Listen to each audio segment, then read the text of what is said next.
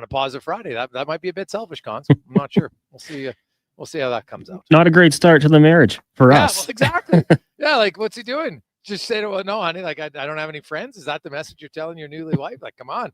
Or did none of us get the invite to this stag? Maybe that's the other side of the coin here. So we'll have to we'll do some real deep dive investigative journalism over that and find out the next time we talk to Al, which will be next week. So should be good.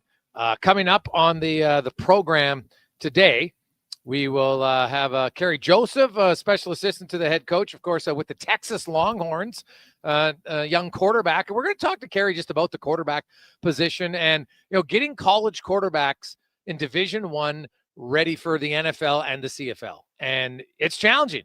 He knows it. He played pro as a quarterback. It's a big challenge. Spec will be by a little bit earlier today. We're going to have Tater. We got LT will be by. Oh, we'll talk to LT later on then. We're going to go to Hamilton, talk a little Tabbies and Elks. We got the Tate 2-minute warning. Also, we'll talk to co-chair of Game Changers, Joan Forge. We'll be by as well. We're going to hear from Laurianne Munzer. So busy show today. The MLB, as I mentioned, really for me, the series to watch for is this weekend anyway. Is the Seattle series? How can you not be? Seattle and Houston, and they're engaged in a battle. They're tied for first place in the AL West, and so really this will come down to who's probably going to get. And they're only one game back at Detroit, so this is not only for first in the AL West, it's potentially for second in the American League, where you get a bye. So that is a huge. And it looks like I was looking at their starters. I think each team has all their top three starters. It's kind of like a mini pre-playoff series between those two teams. So that should be, and Toronto, I don't think should be that worried about them catching them. Obviously they got to get some wins. The Yankees are taking on the Orioles, and the Orioles are not that good, right? Now the Royals aren't chump change. They're just one game under 500. So it's not going to be an easy series by any stretch of the imagination, but you want to find a way to just, keep winning series, go 2-1, which is what the Jays have done for the most part. The Guardians, of course, are the one team who has the Jays magic number at 3. They are on the road in Minnesota. And Eric Zambrowski, a friend of the show, man, that guy continues to be dealing here. His last 7 appearances out of the pen, he's given up 1 hit, no runs. The guy is on fire right now. So that's a great little storyline to watch. Also, of course, the Edmonton Oilers training camp continued.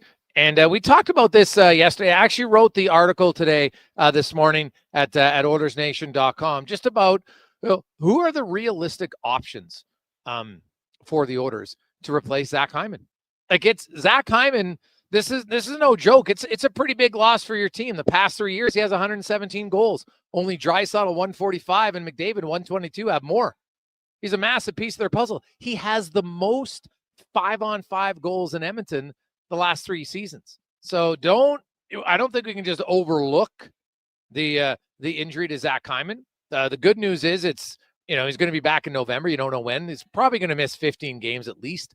I would think, unless he comes back in the first few days of November. Otherwise, he's going to miss 15 games. Now, I went through the options at 5-on-5. And I think people, when you play with Connor McDavid, there's a certain style that you can play that has success. And, you look at Patrick Maroon. Right now, Zach Hyman is a way better skater than Patrick Maroon. Obviously, better goal scorer. He's had a way better career individually. But you look at how Zach Hyman plays. Very good forechecker, strong on the boards, goes to the net, creates space for McDavid. You know another guy who had really good success playing with Connor McDavid? For a calendar year, parts of 2 seasons, from January 1st, 2019 till December 31st, 2019. It was 82 games. Zach Kassian was killing it on that line. I think some people forget. Kassian in those 82 games, he was 13th in the NHL in 5-on-5 goals. He was tied with Pasternak. He was tied with Kyle Connor. He was tied with Jonathan Huberdeau.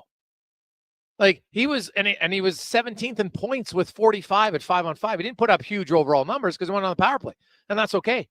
But what did Kassian do? Straight line player, physical, made plays. former first-round pick. So, he had some offensive acumen. He obviously wasn't a consistent top 6 player, but for 82 games, right? Second half of the 18-19 season, the first half of the 19-20 season, that Kassian he produced like a top 6 winger in the NHL. He was really good. So the Oilers, all they need is somebody to have a good month. Be the Brian Savage of the Edmonton Oilers. And for you young fans, maybe don't know who Brian Savage is, Google him, look him up. Brian Savage, Mr. October. Now, that's great if you're a baseball player. Reggie Jackson, that's the moniker you want. Not necessarily the best one in hockey, but, man, that guy started out unreal every year, and then he just couldn't maintain it. But he was electric in October multiple times in his career, and that's what the Oilers need. You need someone to come in there, so you look at the players. The guy who's probably closest to Kassian is Trent Frederick. Skates well. And look at Trent Frederick. His 2 best season goal scoring are still better than it, because Kassian, as I mentioned, they were split up over 2 years, right? But an 82 game stretch, Kassian had 23 goals. That's still better than any of a full season, if you want to talk about that for Frederick. But he's at 18 and 17 goals. Big, skates well, has some hands. Now the difference is he shoots left to right, but he likes to play the right wing. He's an option for me. Why isn't he? I know he's playing center now, but I would have no problem trying him there. David Tomasic, where he's going to get the first look. Big body, skates well. He's a shooter. I don't think I don't know what his board play is yet. I've talked to some scouts. I said, okay, it's not going to be like Hyman. Like, Hyman is excellent along the wall. And when you consider how much of the game is played along the boards, that's a key part. But Tomasic, big body, look, Maroon, Kassian, Hyman, those guys have all had success playing with McDavid. McDavid needs a guy like that on his wing. I think it helps. So Tomasic could be the other option. Then there's Matt Savoy. Now, Savoy, this guy's a goal scorer, right? Remember in from 22 to 24 in the WHL in 161 games, he had 103 goals and 256 points. Guy's an offensive player. Last year as a rookie, first year in the American League, pretty solid numbers. Ended up with 54 points in 66 games. No, so he's got some offensive creativity. Now, he's a little bit smaller player, so it's going to be a different style that he would bring. But I think he's definitely an option to look at, no doubt in my mind. The other guy you could say Kasperi Kapanen. The guy can fly, absolutely fly. And I've always said, if you just look at pure skill, not consistency, but pure skill, he's right up there. Skates incredibly well, can shoot the puck. We saw in the playoffs, he can be physical. Remember his first game after sitting out the first 9, comes out of the press box against Vegas and is running all over the ice. 2 huge hits, the building's going crazy. And then in his second game, he scores the OT winner and knocks Vegas out of the playoffs with that OT winner. Now he's starting with Draisaitl. Skated with Draisaitl and Podkolzin again today. But he's another option for me. He's a guy, though, we're not asking him to be great all year long. This is not a long-term solution. It's a short-term solution. And could Kapanen get hot for a month? I think it's possible. And there's Ike Howard. Now, I'll be honest, for me, Ike Howard, this is his first year of pro hockey. Savoy at least has a year of pro hockey, and I think it's a bigger learning curve than some people think. And it's hard. Ike Howard's going to come in. He's got a lot of confidence. Awesome. But I don't care who you are. If you don't get off to a good start, that confidence could wane. And now you're playing against men. And it is different than playing in college. Right? It's different than playing in junior. Heck, it's different than playing in the American League. But at least in the American League, you get a taste of playing against men. Lots of them are hungry to try to get to the show. So you could have Ike Howard there. He, to me, is probably the long shot to be that guy. He might try it, and that's probably me. I'm more cautious when it comes to rookies and expectations. And asking a guy to play on McDavid's wing as a rookie in pro, that's a pretty big ask. But I don't know if I see anyone else, but those are the ones that I see there. The power play is very different. We talked about this yesterday, but Adam Henrique is the guy who has the most experience playing that position, and he's done it quite well. He has 65 career power play goals. Nugent Hopkins has 77, and Nugent just played on the best power play unit in the last 7 years in the NHL.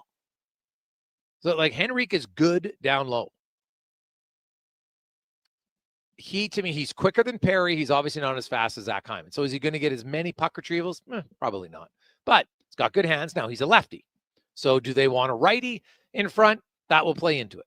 right? There's Mangiapane, although Mangiapane really has never been a power play guy, at least on the first unit. The 1 year in Calgary when he had 35 goals, he did have 8 on the power play, but he was playing on the second unit and he wasn't the net front presence, right? Like just look at him. He doesn't scream net front presence. Just look at his body type. Look at his size. It doesn't. I'd be surprised. Now, could you put him on there, but then you got to move someone else around? It's true. Tomasek's the other option, of course, right? And then there's Podkolzin, who, relentless worker. That guy would retrieve pucks, no question. He'll stand in front of the net. He was actually really good on the power play in Abbotsford, but again, in the shooter position, the net front. Like the net front is a hard skill to master. And I'm going to be curious to see how that impacts the Oilers power play and how they do things different. And so that's why I think Adam Henrique might be the guy for a month to do it, just because he has experience doing it there. He's been effective doing it there. And Corey Perry wasn't quick. He was effective there. So I don't see any reason why you can't have Henrique. So we'll talk about that. We'll hear from Trent Frederick a little bit later on in the program today. We'll get your thoughts. 833-401-1440, 833-401-1440 in our inbox. Also, if you would like to go to the Oilers game later today, we'll have some tickets on Sunday if you want to check it out. So, hey guys, the Coke machine down the hallway could pot 10 goals with McDavid. Really? 10 goals, 15 assists in a month? No chance. Not the Coke machine. Not most players in the league. Right? Like look at how many points did Nugent Hopkins put up playing with McDavid? And Nugent Hopkins is a pretty good NHL player. I never like to just assume anybody you put him there, they're going to score, because that's not the case. I think there's definitely a style. Hyman, Maroon, Cassian. Now, different levels of skill set, but bigger bodies, right? Straight line players, not overly fancy, and they have success. So that's why Trent Frederick, now he's a lefty, but whatever. He plays the right wing. He prefers to play the right wing. So I'm pretty sure McDavid can adjust to finding him on the forehand instead of the backhand.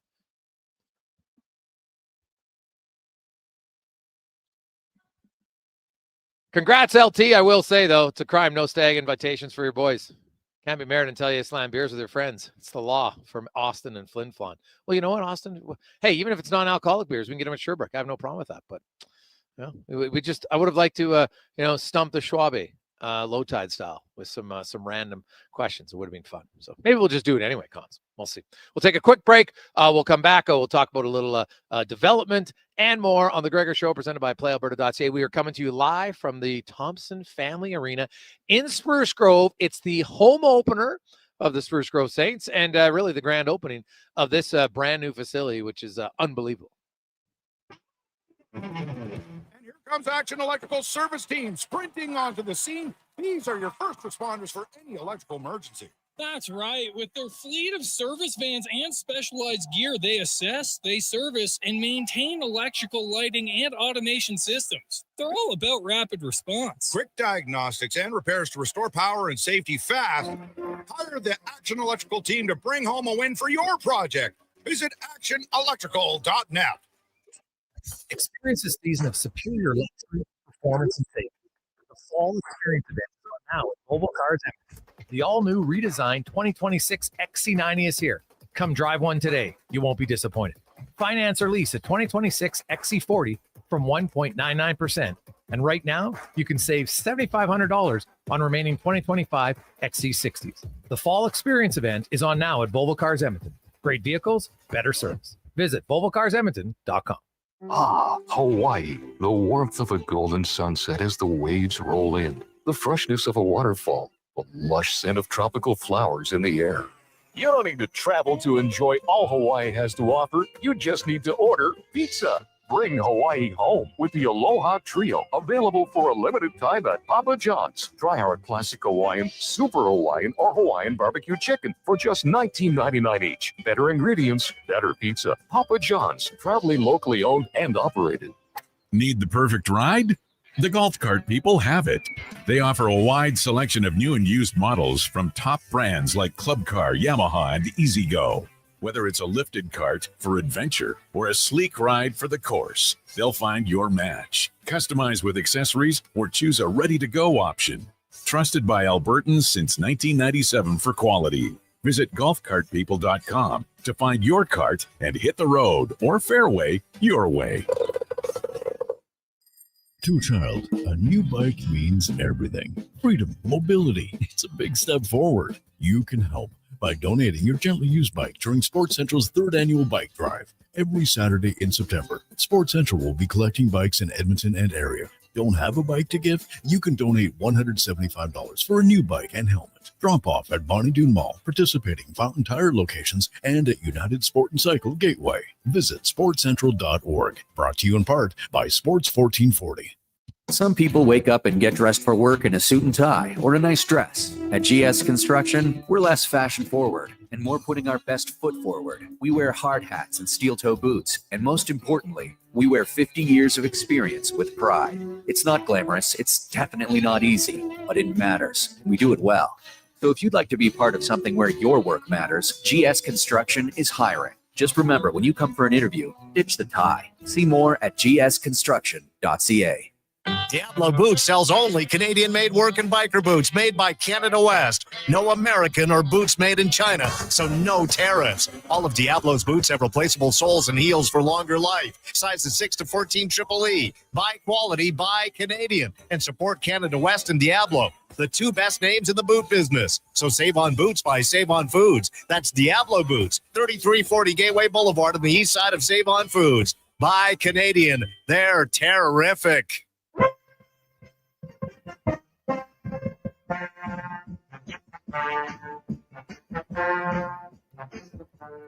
Portions of this hour brought to you by Northwest Crane, available for all your lifting and equipment needs, specializing in selling and servicing cranes. Get lifting at northwestcrane.com. The Jason Gregor Show, the best of Edmonton sports talk and beyond. This is Sports 1440. Presented by PlayAlberta.ca, Alberta's only regulated online gambling website.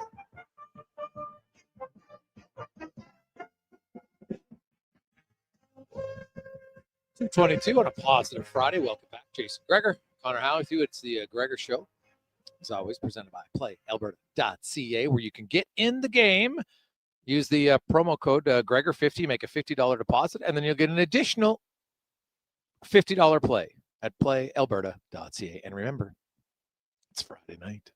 Lotto Max, $26 million up for grabs. The Eero Pakarinen of lotteries tonight at Lotto Max at PlayAlberta.ca.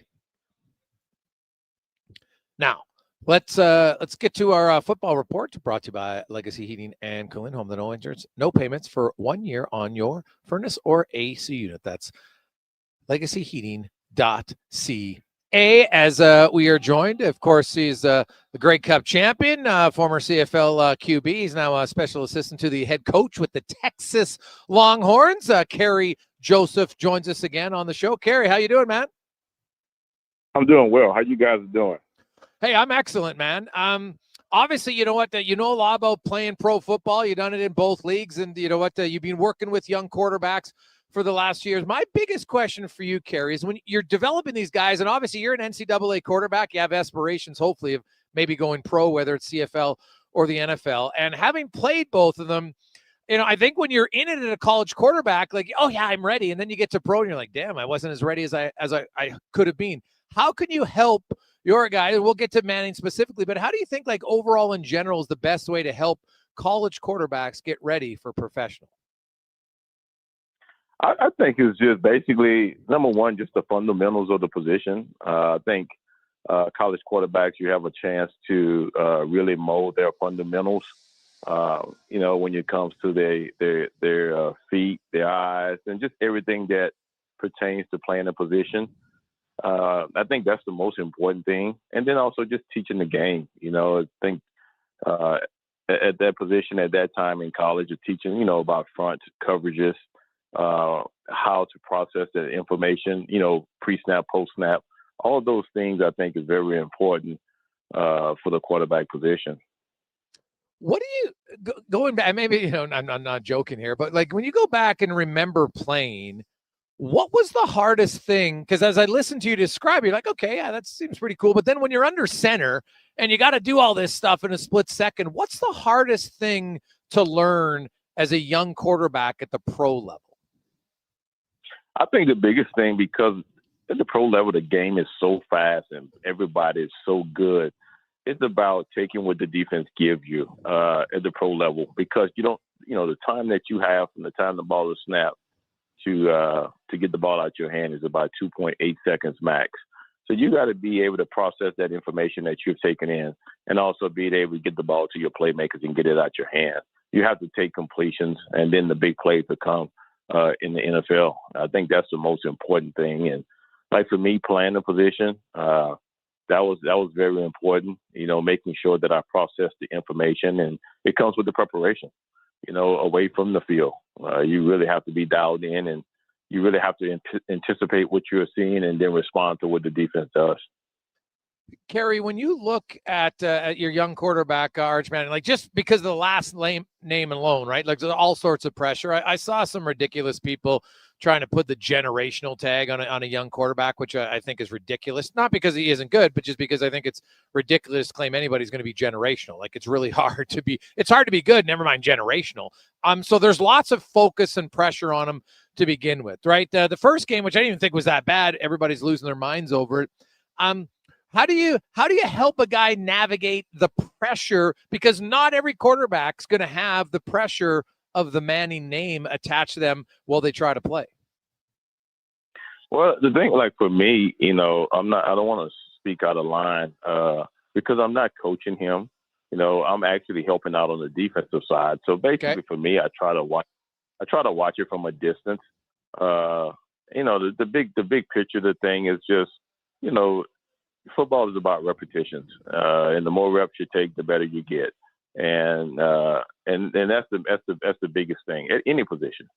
It comes with repetitions, it comes with mistakes, and you learn from mistakes, and you keep building and keep going. And I think that's just a part of the process. Every quarterback that you can think about, from college to pro, all of us had to go through that process. So for me, like I said, I just kind of watch it from a distance. He has great coaches, coaching him, and and I just try to help out on the defensive side and try to stop the other team's quarterback. Well, what about, I know that they always game plan for them, but as a guy who understands the quarterback, as helping your defense, can you at time run stunts in practice that's going to help your guy because you're like, oh, geez, I haven't seen that, and I just saw it now in practice. Can you help your own quarterback in that sense? No, because like I said, I have a role to do, and I stay on the defensive side, and I let his coaches coach him, and they do a great job over there with him, and No, Kerry, sorry, maybe I worded it wrong. I meant for the defense that you call. Can you call a certain defense that is going to help a quarterback understand more reads? Like you're doing it for your defense, but at the same time, it can help your own quarterback, even though you're not coaching him.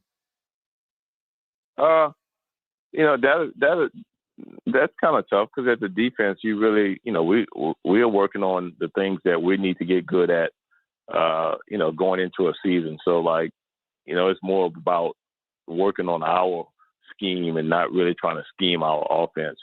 And not like right now is in season. So everything that we do is against our opponents and just making sure that, we can try to stop what they're trying to do to us offensively.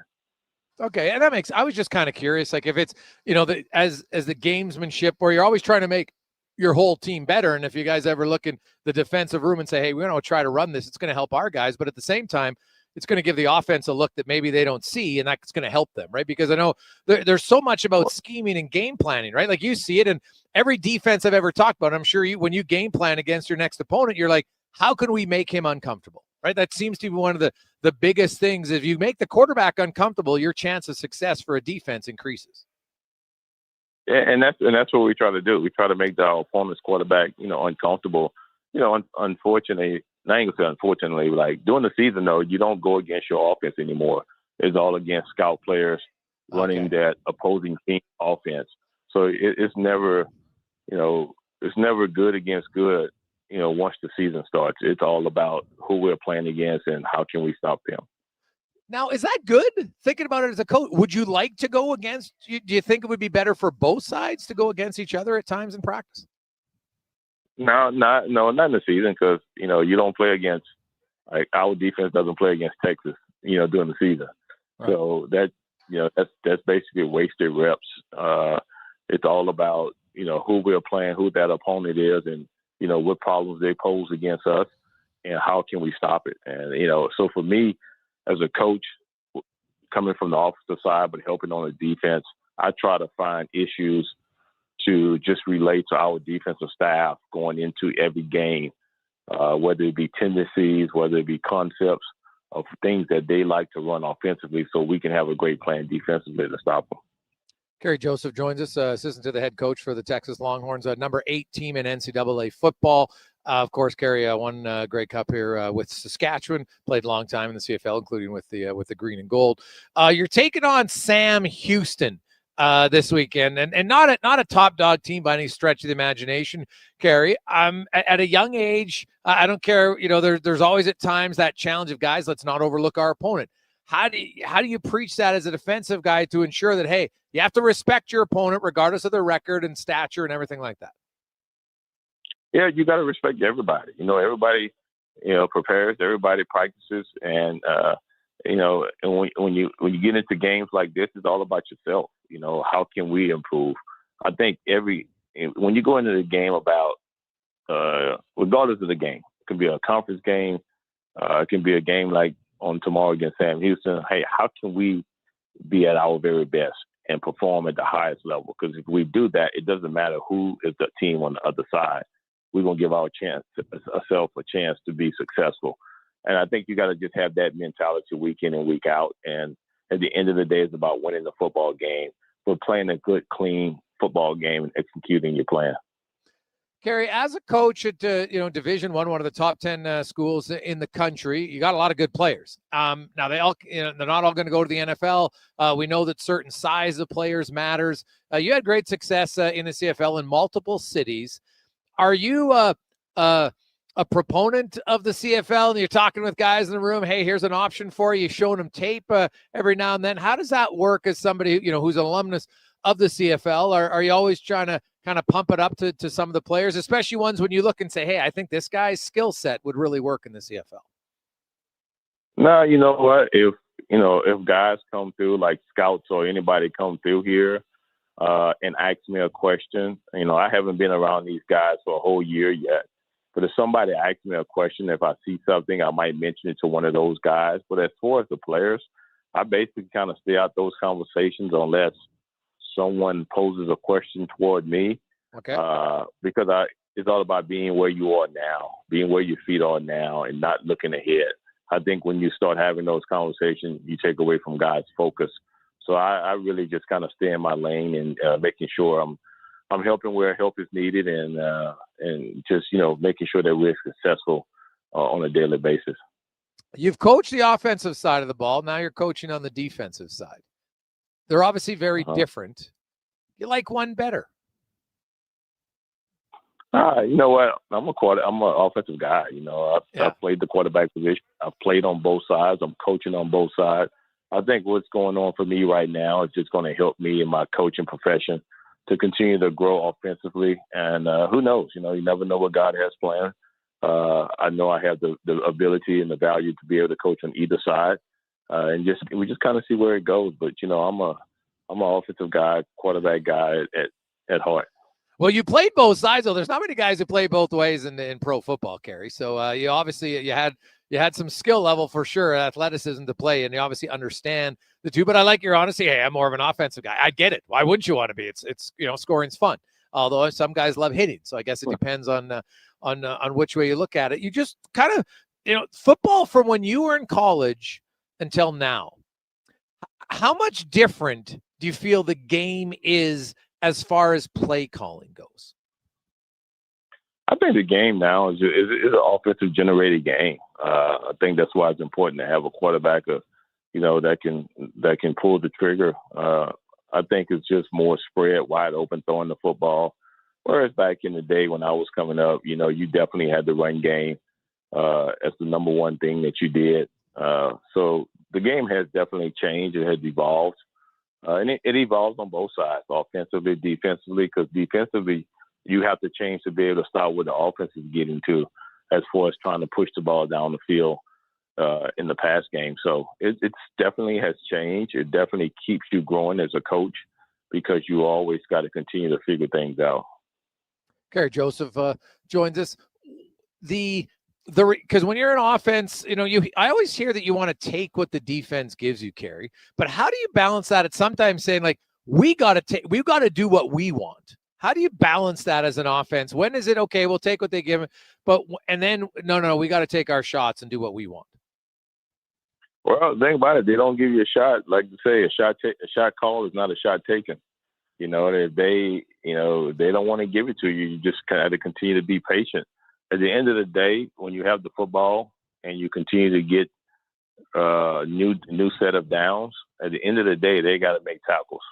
I think that's the important thing about making sure you possess the football and make them have to tackle because they're not perfect. And that's the best way you can do it because when you start to try to force shots, that's when mistakes happen. How much time is it for an NCAA coach spent between watching film and then watching other games? You try to balance your time. I mean, you have ways to get to different games, but you got to just make sure that your plan is ready. And like for me, everything that I have, on my table to get done to make sure our defensive staff has what they need, the players have what they need. It's just balancing that schedule and knowing that what you have to get done and what's your free time. I think that's the important thing because you can't always learn some things from watching other games, especially when it comes to situations that you can take and you can talk to your team about. So I think there is some value in watching other games. Kerry, always good to catch up with you, man. Continued success. Good luck this weekend in the I think in the second final game of the weekend in NCAA football. And good luck the rest of the way. Always good to talk to you. All right. Thank you, guys. Glad to be on with you guys. You betcha. That's Kerry Joseph with the Texas Longhorns. A lot of people don't know Kerry played secondary in the NFL and then played quarterback in the CFL cons. Like, he probably gets underrated for how good of an athlete he was. And he was big. Like, to be a quarterback, but then also defense guy could hit. Like, he's a hell of a player. Yeah, I still remember playing old Madden games and finding him playing for I think Seattle, and then there was also the NFL Europe as a safety. And I always blew my mind that he came to the CFL and made that switch. But you think about it, I mean, safeties, some of those players might say they're the quarterback of the defense. They see the entire field. They see everything in front of them. So probably use some of the things that he picked up as a safety to his advantage playing in the CFL. But like you said, at the same time, if he had to run someone over, I'm sure he was more than willing to do that also. Oh, dude. Well, you remember Kerry Joseph was like one of the thickest quarterbacks I think I've covered. And like he was, there's been other guys, who are tall equally like that, but he was just thick. And being a safety is one thing, but him basically being a two-way player for most of his career up until he got to pro was very, very impressive. We'll take a quick break. It is the Jason Gregor Show presented by PlayAlberta.ca, live from the Thompson Family Arena, home of the Spruce Grove Saints. They debut their new arena and a new season, a new lineup tonight. It's going to be a sold-out crowd. Here they got the towels and everything. This facility is unreal. So looking forward to it. Watching some great junior hockey tonight in the BCHL. We'll come back. Mark Spector is next. It's the Gregor Show. We'll talk lots about the orders, Frederick, and more here on Sports 1440, sports1440.ca, as well as YouTube, Facebook, X, and Instagram. A new Edmonton Oil Kings season hits different. After a cruel summer, hockey is back at Rogers Place. Tomorrow at 4, it's the Oil Kings home opener against the Red Deer Rebels. Family fun that's second to none with Calmont Kids food combos for $10 or less. Shake it off with a post-game concert from Canada's #1 Swiftie tribute artist. Plus, bracelet making on the concourse. The Oil Kings are Edmonton's first choice for family entertainment. Home opener tomorrow at 4. Great seats at Rogers Place start at only $20 at oilkings.ca. That's the sound of the Harley you've been dreaming about. And this is the sound of opportunity knocking. And it's coming from Harley-Davidson of Edmonton. Our end-of-season sale is on, and we're clearing the floor with unbelievable prices on a huge selection of pre-owned bikes. This is your moment to own the legend. Find your dream machine at Harley-Davidson Edmonton on the Yellowhead Trail, locally owned and operated by the Kent family and celebrating 45 years. Yeah, can I get a... yes. A common reaction from a veggie lover. Always scanning, searching, longing. But wait, what is this we see? The new McVeggie, now at McDonald's. For all things golf carts, it's the Golf Cart People. Their certified techs provide expert service from maintenance to custom upgrades. Customers can explore the sales floor for new and used Club Car, Yamaha, and E-Z-Go models. The Golf Cart People stock a wide variety of parts and accessories to keep every ride in top shape and offer convenient rentals for tournaments, weddings, and festivals. Trusted for sales, service, parts, accessories, and rentals since 1997. Visit the Golf Cart People at golfcartpeople.com, your complete golf cart solution. Ah, Hawaii. The warmth of a golden sunset as the waves roll in. The freshness of a waterfall. The lush scent of tropical flowers in the air. You don't need to travel to enjoy all Hawaii has to offer. You just need to order pizza. Bring Hawaii home with the Aloha Trio, available for a limited time at Papa John's. Try our classic Hawaiian, super Hawaiian, or Hawaiian barbecue chicken for just $19.99 each. Better ingredients, better pizza. Papa John's, proudly locally owned and operated. Hey, Gary, is that your dad? No, this is Evan, the new sales rep I hired. Oh. First impressions matter, but when hair loss takes over, it can feel like you're not being seen for the maverick you truly are. Hi, I'm Dr. Vance Elliott. At Advanced Hair and Skin Surgery, we know that hair loss is more than just a cosmetic issue. It's personal. Let's discuss all the cutting-edge options available so you can make a great impression every time. Book a free consultation today at drvanceelliott.com. At Fountain Tire, get up to 25% off select tires, up to $125 off a set of 4 select Goodyear tires, and $50 off $150 service until October 18th. Restrictions apply. Book today. Fountain Tire. We're on this road together, Canada.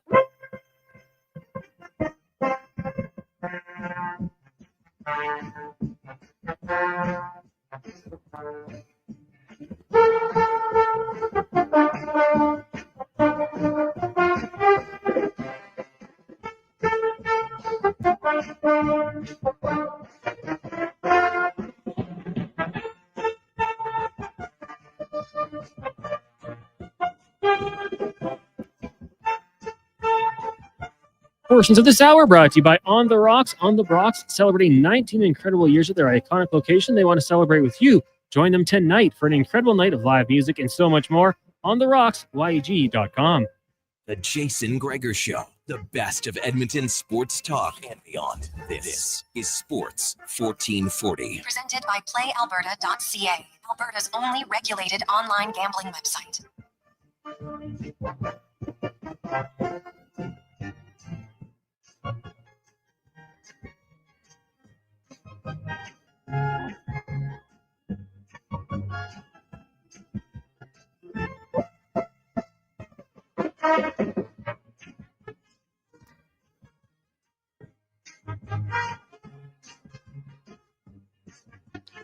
$2:44, Positive Friday continues on. It's the Jason Gregor Show, Sports 1440, sports1440.ca, as well as live on Sports 1440 YouTube, X, Instagram, as well as Orders Nation. So thank you very much, everybody, for listening, watching. Be sure, hey, it's Positive Friday. Give a subscribe button. It's Sports 1440. We'll very much appreciate that.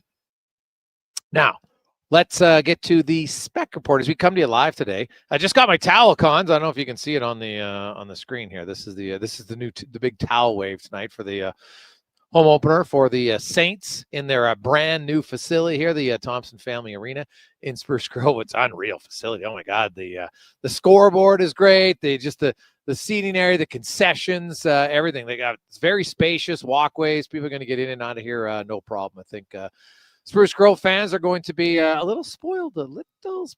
So that's awesome. A towel you said?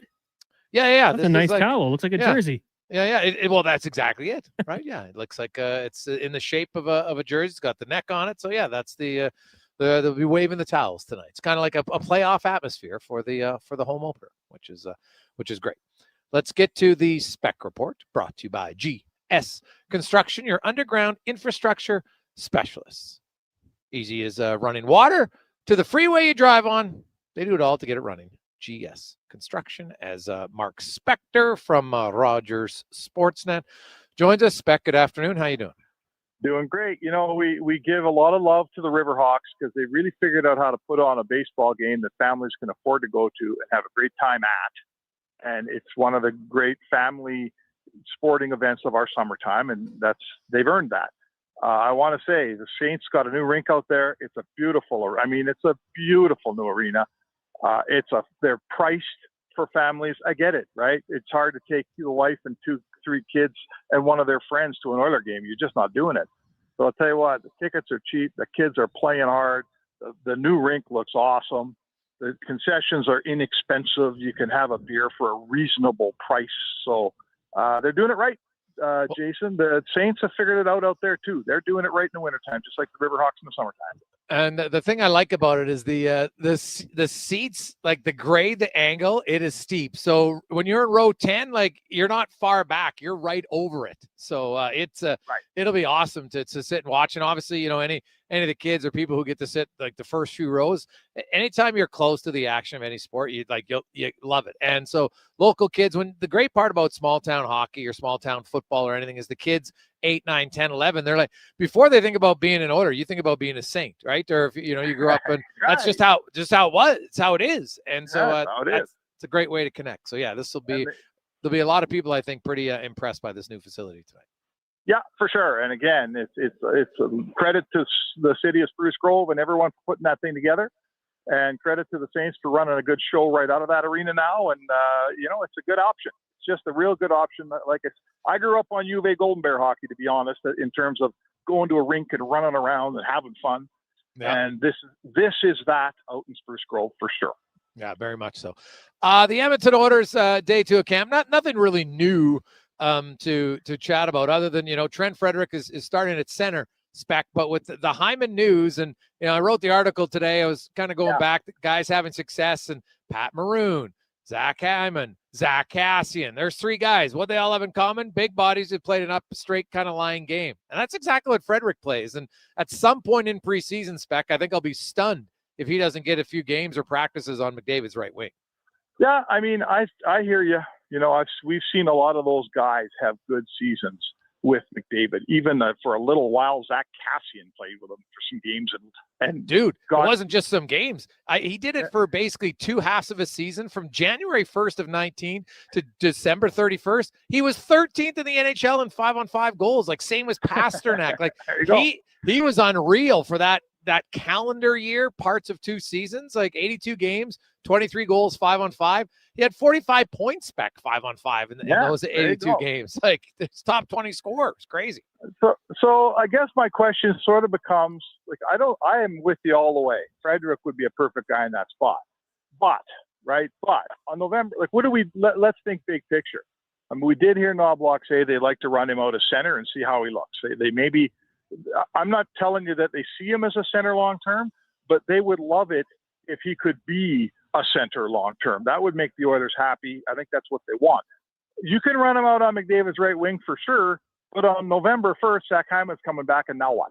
Right? And now what? Like, I think we'd all agree, long-term, that's Zach Hyman's position. He's just scored 70 goals 2 years ago next to McDavid. So I hear you. Frederick would work there. Other guys have worked there. But are we putting him there for a month and then taking him out when Hyman comes back, or what are we doing here? Well, yeah, that's what I mean. I think it's somebody's going to fill a spot. But with the Oilers talking about their importance of needing a good start, they cannot have a month of October where they have very little production from the top 6 wingers, not named Hyman. Well, Hyman's not in the lineup now. You need some, like last year, Podkolzin, I love how he played. He did a lot of other things well. I get it. But didn't produce a lot. Nugent Hopkins didn't produce a lot, right? The second line right winger, Arvidsson, didn't produce a lot. So they're just going to need in the month of October, McDavid's got to score more. He's already said it. But they're going to need some wingers here to produce. Zach Hyman, he has the most goals 5-on-5 amongst the Oilers the last 3 years. Like, it's a big loss. So you got to find some guys who can contribute there, because it's going to be 15 games spec. It's not going to be a week. It's going to be 15 games most likely. That we're talking almost 20% of the season. Yeah, that's fair. And maybe you do put the Frederick at center plan on hold and turn it into, let's do our best to have a really good start. And I understand that. Like, so, what do they say? The best laid plans, right? You make a bunch of plans and then you realize, oh man, we got a giant hole at right wing. So yes, I hear what you're saying. It'll be interesting to see which way they go on this. I have a feeling that if, right now they got Tomasek there. I have a feeling that if McDavid and Tomasek groove, they may just leave him there, because he's a more accomplished goal scorer internationally. He's never scored a goal in the National Hockey League. But let's see where it unfolds, man. That's why we have camp. That's why we have preseason games. Let's go to the rink and then watch and see what happens. Yeah, no, it's true. Anything that Knoblock or Draisaitl or Frederick say that caught your ear today? Yeah, I really enjoyed, and I wrote some of this in my piece on Sportsnet.ca. I really enjoyed Draisaitl's almost homage to Anze Kopitar today. How he talked about how back when that World Cup, when they were young in 2016, and Kopitar took him under his wing, and he phoned him last night after the news of his, this being his last year, and how Draisaitl said he wants to win a Selke, right? He'd like to win a Selke. Like he's kind of done. Let's face it, he's won the Hart and he's won the Rocket Richard, and he's won an Art Ross, has he not? He did win an Art Ross. Yes, he won an Art Ross.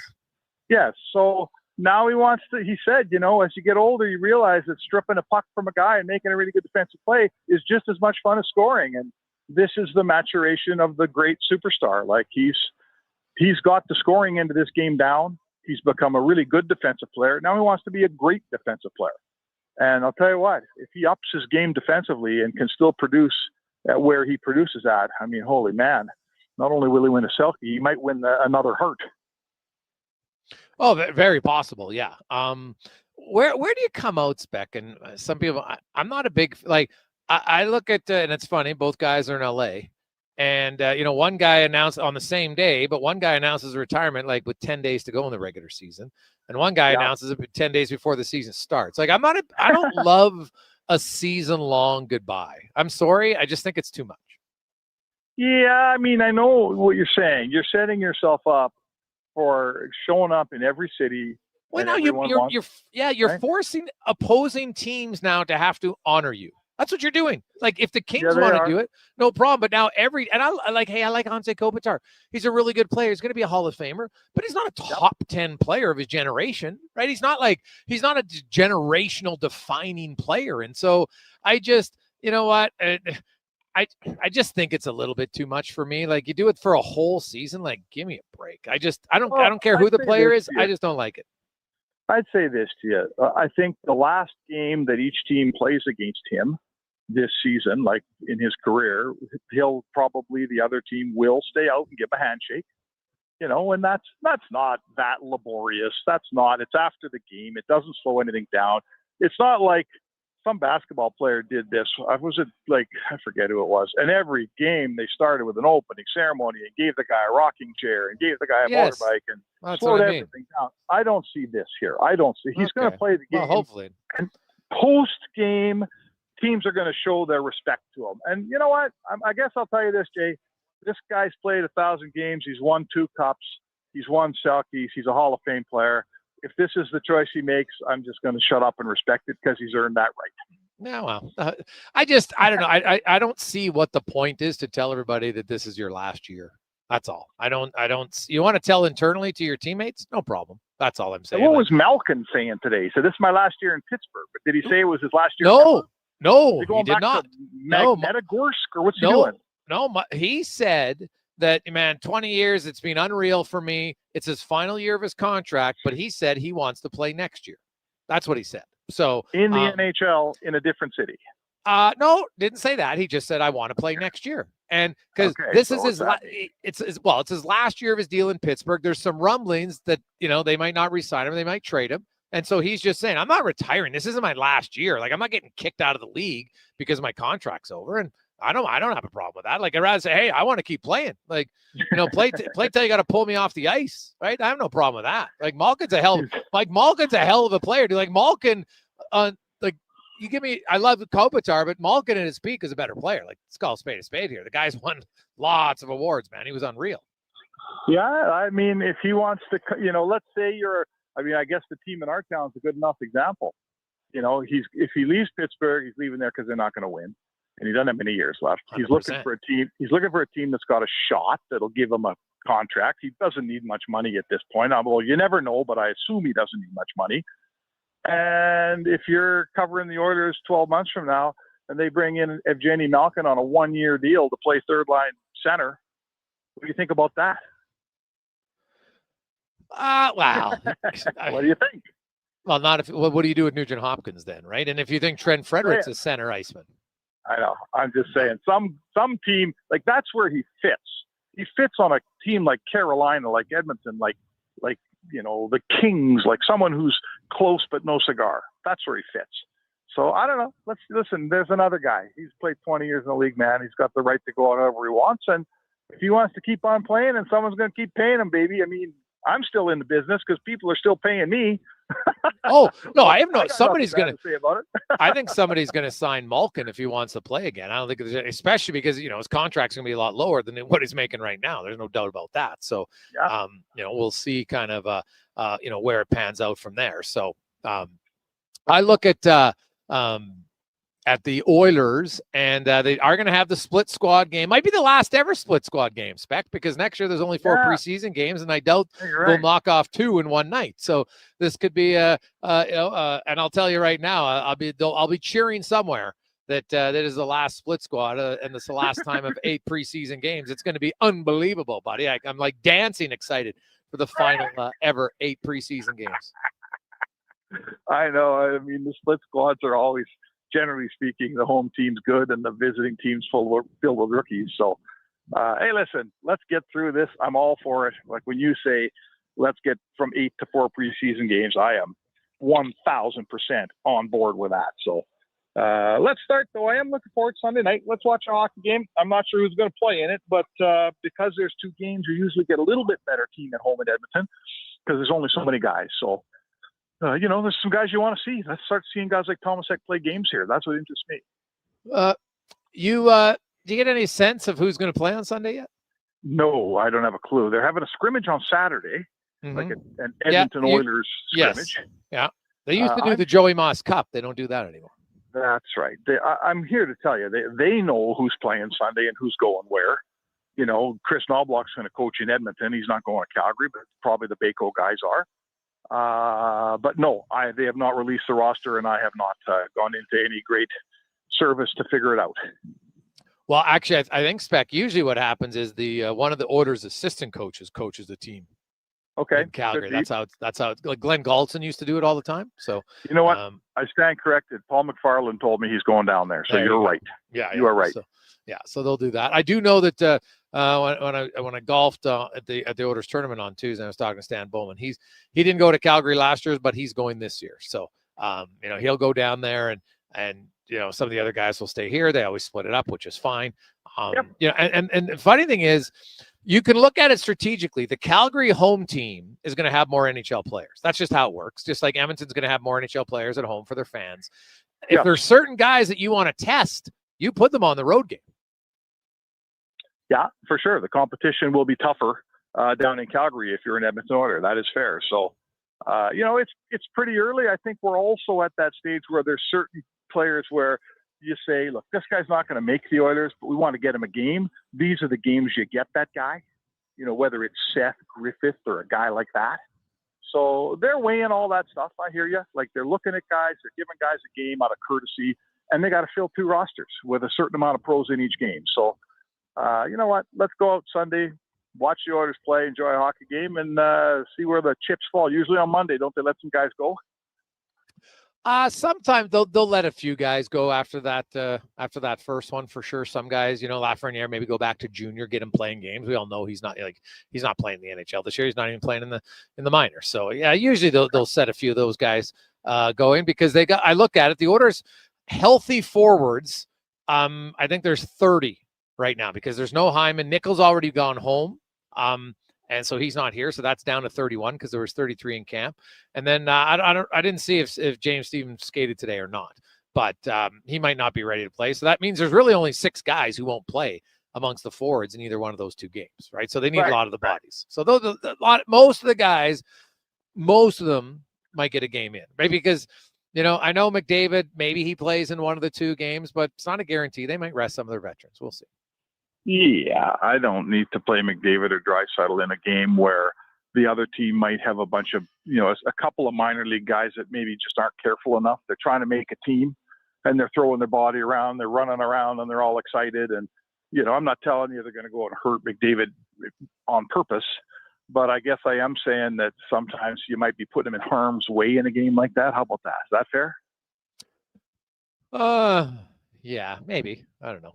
So there's always that possibility of although if the minute you start thinking about getting injuries, then you get hurt. That's why. That's when you get them. That's true. That's when you get them. Spec, have a good day. Try to hit the fairway more than 3 times. Hey, thanks, brother. There you go. It's Mark Spector, the Spec Report, brought to you by GS Construction. Hey, Gregor, apparently Kopitar's reason is he didn't want a distraction announcement later if the team's in the middle of a playoff race. Jason. Oh, like I said, you could tell your teammates right now. What's a big deal? When the greatest player in history announced his retirement with 2 games to go in the regular season, did it because the last game in Canada now, and then the last game at home on home ice. That's how he did it. And if there was ever a player, and guess what? No one felt slighted like, oh my God, I never got to say goodbye to him in Calgary or Edmonton, right? Order fans, hey, you know what? Gretzky played, away you go. All I'm saying is it's just kind of a new thing, and I don't like it. I don't think you need a year-long celebration of your career. So, you know what? I'm not saying that Kopitar's, that's his purpose, but that's what it looks like, right?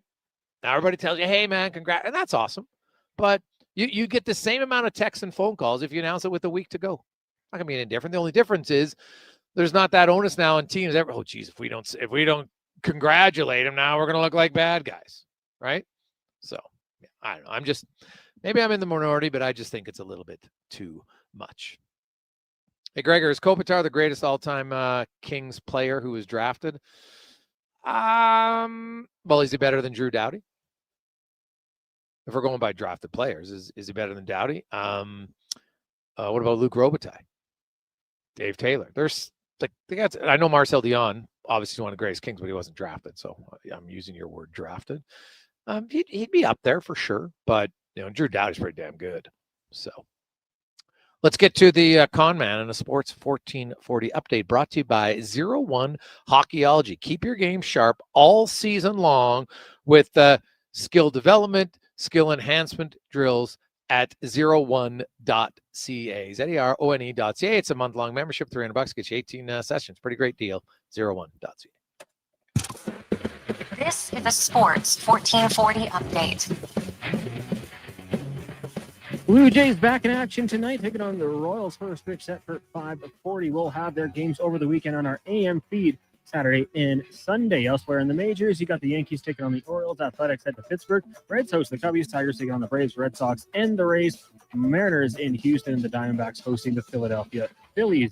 Week 16, the CFL kicks off tonight with a doubleheader at 5. The Boltmen host the Owls. Then at 7:30, Stampeders taking on the BC Lions. The Elks in action tomorrow. 5 o'clock in Hamilton taking on the Tiger Cats. Canada held off a furious late rally from New Zealand to beat the Black Ferns 34-9 to advance to the final of the 2025 Women's Rugby World Cup. They'll await the winner of tomorrow's semifinal between England and France. The final goes Saturday, September 27th at the Lions Stadium in London. In the WHL, the Edmonton Oil Kings kick off their season tonight down in Red Deer in a meeting with the Rebels. That gets going at 7. Then tomorrow at 4, rematch at Rogers Place, oilkings.ca. for tickets. In the BCHL, the Spruce Grove Saints host the Brooks Bandits at the brand new Thompson Family Arena, while Sherwood Park is in Okotoks. Both games will start at 7 o'clock, and the AJ's got 5 games, including Devon in Bonneville, Drayton Valley hosting Olds, and Port Mac travels to Drayton Valley. U of A Golden Bears hockey taking on McEwen at 7 o'clock down at the Drake at the Staples Center this weekend. You got the Fog Volleyball Classic. Golden Bears taking on the Diners tonight at 8. The action continues all day tomorrow. And in the CJFL, Huskies meet the Colts in Calgary, while Wildcats hosting the Hilltops. Both those games fall Sunday at 1 o'clock. Coming up in hour 2 of the Jason Gregor Show, we'll be joined by Olympic gold medalist Laurianne Munzer, and Joan will join us to discuss the upcoming Game Changers event next week. I'm Connor Halley. This has been a Sports 1440 update. This is Sports 1440, a Stingray radio station broadcasting on Treaty 6 territory. Download the free iHeartRadio app and listen to CKJR wherever you go. The Spruce Grove Saints home opener is Friday, September 19th, and you don't want to miss it. The Saints will be playing their first game in the brand new Thompson Family Arena as they host league champion Brooks Bandits at 7 p.m. With a completely new and exciting in-game experience, including a state-of-the-art Jumbotron, the Thompson Family Arena will be the place to be. Don't miss the Spruce Grove Saints home opener, September 19th. For tickets, visit tickets.sgsaints.ca. Legacy Heating and Cooling is the #1 heating and cooling company for people who want heating and cooling, because you'll save a bundle by bundling. Then you can use hot, cold, Common thermostat, do what you're told. Turn up the heat, turn up the cold, to the vents start pushing out tornadoes. Put a live furnace with some AC. Gonna get a deal from Legacy. Oh yeah, save a bundle when you bundle your new furnace and AC from Legacy today. Plus no payments and no interest for 1 year. That's how you build your legacy. Legacy Heating and Cooling. Listen up, because you're not going to want to miss this. 22. Right now is your chance to get in on Play Alberta's biggest offer ever. For a limited time only, new players can get up to a $1,000 casino bonus when they sign up. There's never been a better time to join the fun. Visit playalberta.ca today to get started with casino, sports, and lottery all in one app. Must be 18 plus to play. Remember, if you gamble, use your game sense. Farm, ranch, acreage, or lake lot. They're here to help at Bashaw Concrete Products. Family owned and operated for 60 years. They continue to provide the best products and service, period. Call now for your free quote on the highest quality ready mix and gravel, a new septic tank, or an outhouse pad and tank. Plus precast cattle water pads, garage sumps, and more. Call 780-372-3854 for prompt delivery. Bashaw Concrete Products. 780-372-3854. BashawConcrete.com.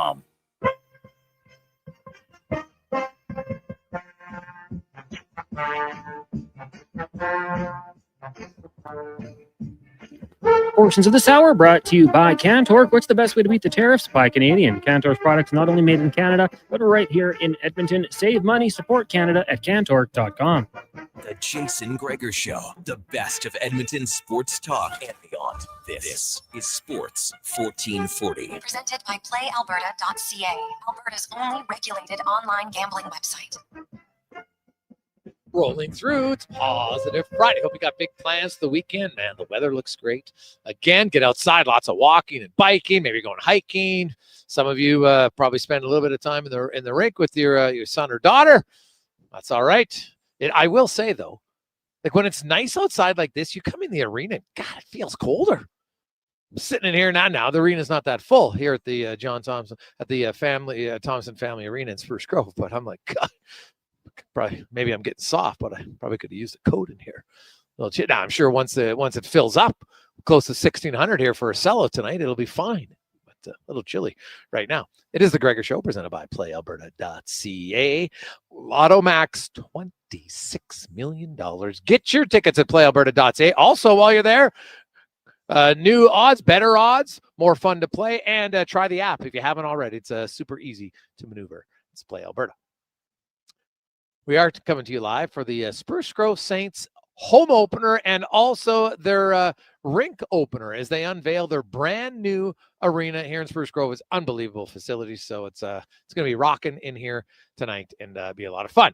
Now, let's go in the room, brought to you by Action Electrical, the commercial service division, emergency response, troubleshooting and repairs, full-time service managers, estimator, coordinator, and dispatch.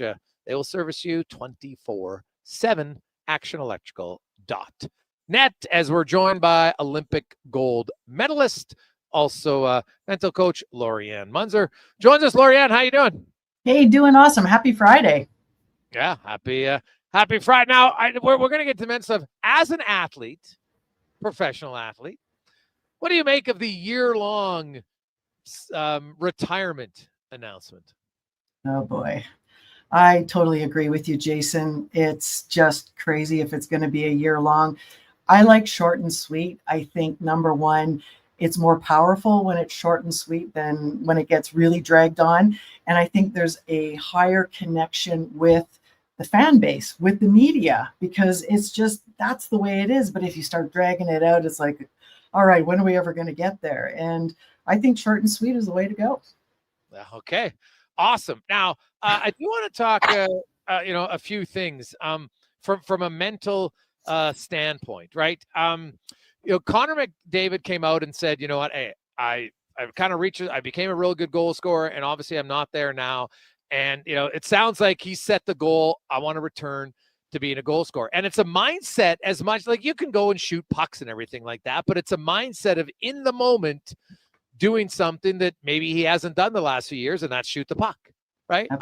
What do you make of, like, is that an obvious mindset standard? And when you put it out there, is it a good thing as an athlete? Oh, I think it's a great thing, Jason, because your mind is always looking for a target. And in this case, it's always the net.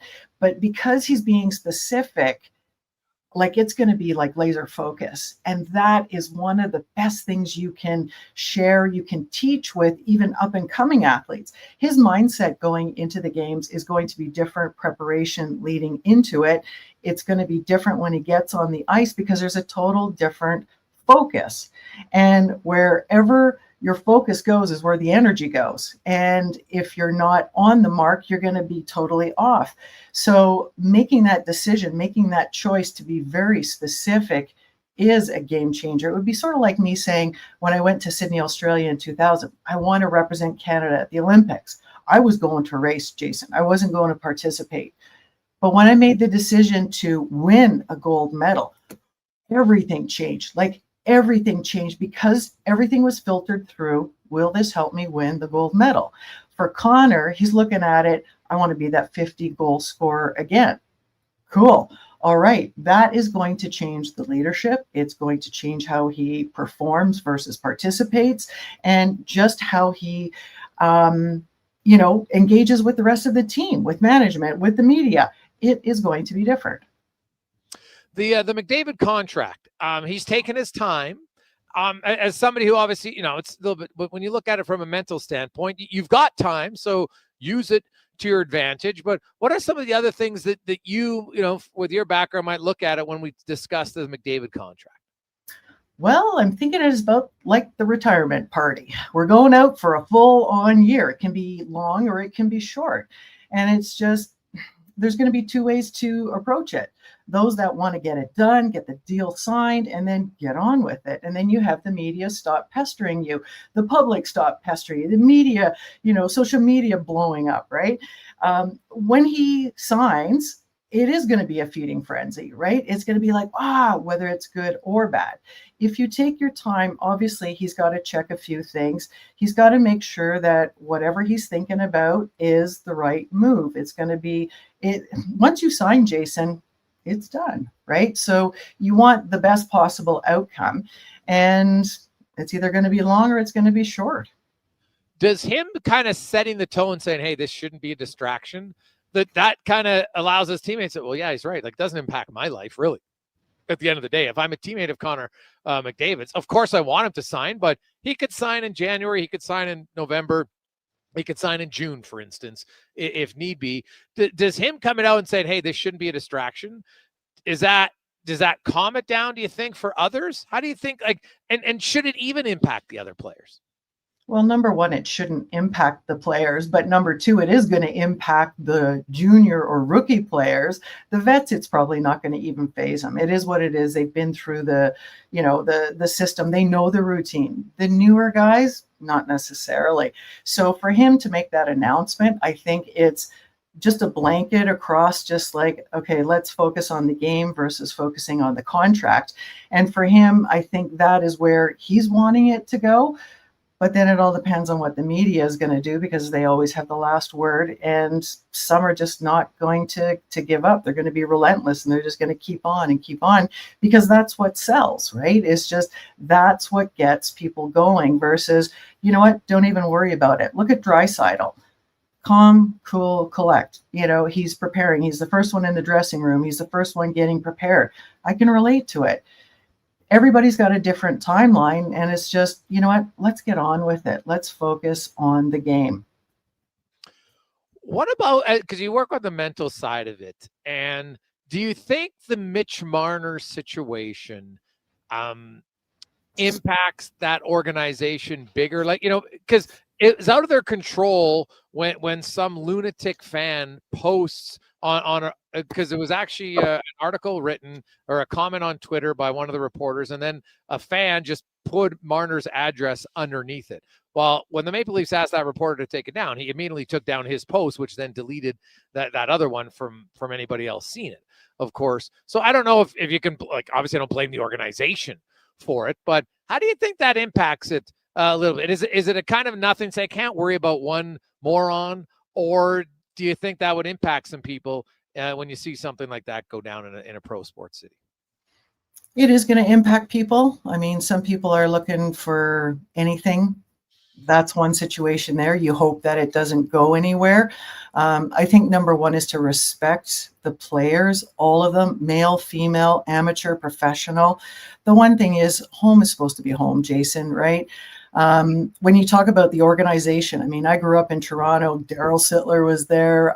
We had Potvin. We had so many great athletes, and there's going to be a time and a place. Like they talked about the core four.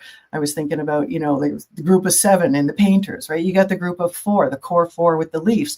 And it's just, you're going to get groups of players together, groups of athletes, and they're like the dream team. They are unstoppable. But then when the situation doesn't produce, like to the Stanley Cup, then it's like you're wondering, okay, well, what's going on?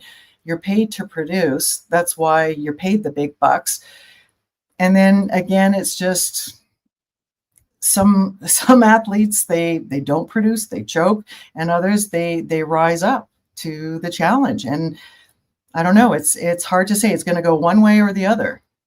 And what's interesting about that is Laurianne Munzer joins us, is, you know, there's a long list of athletes who didn't have success, didn't play as well as they would have liked their first year, second year, third, fourth year in the playoffs, and then figured it out. And I'm sure, you know, in cycling or other sports, I know you've talked about it. I think there was one you kind of crashed out and you're like, yeah, and I learned from this. And now it's different in the Olympics because it's once every 4 years. Whereas, you know, the Stanley Cup, at least you can say, okay, I got another chance next year. I know there's the World Championships, but it's still a little bit different. Like, look, we just had the World Championships in athletics. It's phenomenal, but it doesn't get the same feeling and pressure and aura that an Olympic gold medal does. It just doesn't. So, but it's a buildup, Jason, though. It's part of that progression. And to have after the Olympic year, it's like the biggest championship is the World Championships. We're going to have Commonwealth Games next year, then Pan Ams, and then the Olympics. And every athlete that starts out doesn't start out physically as Olympic champion or Stanley Cup player. In their mind, absolutely, they're there. But then it's that consistency, and it's just like Kerry Joseph, who you had on earlier, right? He talked about repetition, and the more reps you do, the better you get. And then it's showtime when it's race time or event or game day that you get to figure out what works and what doesn't. You're going to get schooled so fast that it's like the learning curve is so steep, Jason. Either you're going to make it or you're not. And event time, game day, is the day that you do. And you just got to keep building, and you just got to keep going. So it is total mindset, because at the World Championship levels, a lot of the athletes are going to be a 10th of a second, 100th of a second apart. That is so close. You blink once, that's a second. But now break it down to the 10th, 100th, 1,000th of a second. That's even faster. The human eye cannot see it. So it becomes the mental game of, how good can you get in just let it go, relax? Or are you like so tight you're putting a kink in the hose? Laurianne, I want to ask you your thoughts. Did you see Evan Dunphy? He won the gold race walker for Canada. I think in the 50K, and he couldn't even get on the podium afterwards. And then it turns out now he had to pull out of the 20K run because for the last 2 or 3K of his race, his calf was bothering him. So that becomes a mental thing, right? And there is I'm sure as an athlete, you're just like, okay, this might be my only chance to ever win a world championship, right? And so athletes probably get in that robotic mode, and you're like, you know what, I'll worry about the long-term pain afterwards, right? Mm-hmm. But how do you reach that point where you're able to block it out? Is there a way to teach athletes to become mentally tougher, to block out the pain sometimes and more so your mind telling you want to quit, but you don't quit, or you don't slow down? There's a couple of things. You can train it, you can teach it, you can use it and start to do it. Some athletes, Jason, my brother-in-law is wired like super crazy, where he can override pain beyond what I think I could ever do, or other athletes that I've seen, and I've seen it in action. If you want to train it, you talked about it being a robotic, you get into robot automatic mode. It's actually override mode. And sometimes it's just one more second, or one more step, or one more pedal stroke, or one more lift. Or we just had, I think, a woman just break the push-up record just because that's what she was doing. I couldn't even imagine that. But can you do one more? She did the World Guinness record of push-ups in like a minute or something. It's crazy. And I'm thinking, I think she was crazy. Do you know how many she did? I got to look that up. I want to say it. I don't know. Maybe Conman can help us out. I think it was like 100 or something Canadian. In a minute? I know. That's what I said too. And I'm just like, I don't know. I don't know how they judged it, but it's just, could you do one more step? Could you do one more push-up? And I'm thinking, wow. Like, that's all it takes, because to go a little bit faster or a little bit further, it's part of the training where can you push yourself just a little bit more, like 1 minute more, or 10 seconds more. Or sometimes when you're anaerobic, like sprinters, you try and redline it at the highest point and stop it from dropping. And it's just like, go, go, go. And you can hear your coach screaming at you, your training partners screaming at you. And that's the point where I believe you can learn it, but it's just a little bit more, just a little bit more. Awesome stuff, Laurianne. Thanks so much for this. Have a fantastic weekend. 100 push-ups in a minute. I can tell you right now, I can't do 100 push-ups straight. I don't care how much time I had. There's no chance I could just go down and do 100 push-ups right now. I know we had a police officer talking about the code, so I went home and I'm like, I could do 25 push-ups in a row, which is still like, I was like dying after, but I was able to do 25. 100, like, no chance. So that's in 60 seconds is even wilder. So that is. Yeah, I think we got to get you 60 at 60. So I know. I think we got to get you back into training here. So we'll do some leg works, and we'll do some upper body leg work. But 25 push-ups. I see no need to have to do more than 25 at any one sitting, because what the hell am I going to do? Biking, I get it. I might need to bike faster at some point, right? There might be an apocalypse. I got to run, but the push-up, like, I don't see what I need to do multiple push-ups for. So totally, I'd rather do 100 squats than 100 push-ups. Oh yeah, 100%. Yes, because I'm like, you know what? I don't need to be the fastest runner, Laurianne. Just don't need to be the slowest, so I don't get caught. Exactly. Awesome. Have a great day. And you too. Thanks, Jason. It's Olympic gold medalist, mental coach Laurianne Munzer. It's the Jason Gregor Show, live today from the Thompson Family Arena for the home of the Spruce Grove Saints, their season opener in this brand new, fantastic facility. It's going to be sold out barn tonight, and it's going to be electric. It is the Gregor Show, presented by PlayAlberta.ca. We'll come back. Trent Frederick. Opportunity for Frederick to play center or right wing. And I know he wants to play center, but Coach Knoblock comes to him and says, hey, we might want to try on Connor McDavid's wing for a bit. Sign me up. Somebody's got to take Zach Hyman's spot, man. You can tell me, David Tomasic, Matt Savoy, Kasperi Kapanen, Ike Howard, Trent Frederick, like all of them have to be frothing at the mouth to try to get that opportunity. We'll discuss it next on the Gregor Show, presented by PlayAlberta.ca. I'm Colin Livingston, president of Cantork. Since 2016, we've been at the forefront of hydraulic torque wrenches in Canada. I'm delighted to share our latest venture, in-house production for quicker turnaround, superior quality, and heightened versatility. Experience excellence at Cantork.com.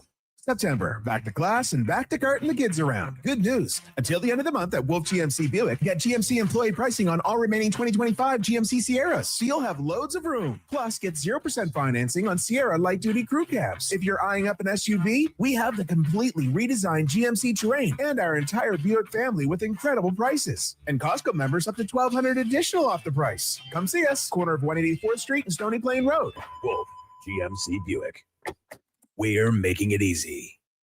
Day or night, tasting just the right. You can order oodle noodle at oodlenoodle.ca, delivering you the news almost right away. Remember, you can order oodle noodle at oodlenoodle.ca. So sit on your couch all day and order oodlenoodle.ca. Oodle noodle. Action Electrical Solar Team is now making a play for sustainability and savings. They're specialists in powering up for a greener future.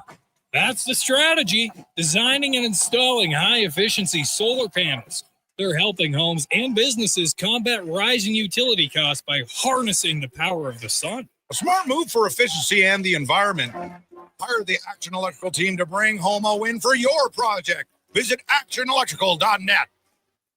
A new Edmonton Oil Kings season hits different. After a cruel summer, hockey is back at Rogers Place. Tomorrow at 4, it's the Oil Kings home opener against the Red Deer Rebels. Family fun that's second to none with Calmont Kids food combos for $10 or less. Shake it off with a post-game concert from Canada's #1 Swiftie tribute artist. Plus, bracelet making on the concourse. The Oil Kings are Edmonton's first choice for family entertainment. Home opener tomorrow at 4. Great seats at Rogers Place start at only $20 at oilkings.ca. Groceries, mortgage payments, family holidays, a new car. That's what profit shares look like for Vision Credit Union members. Each year, we return about 75% of our profits, $35 million last year, to the people who bank with us. Because at Vision Credit Union, when you're an owner, you get your share. Why not get yours?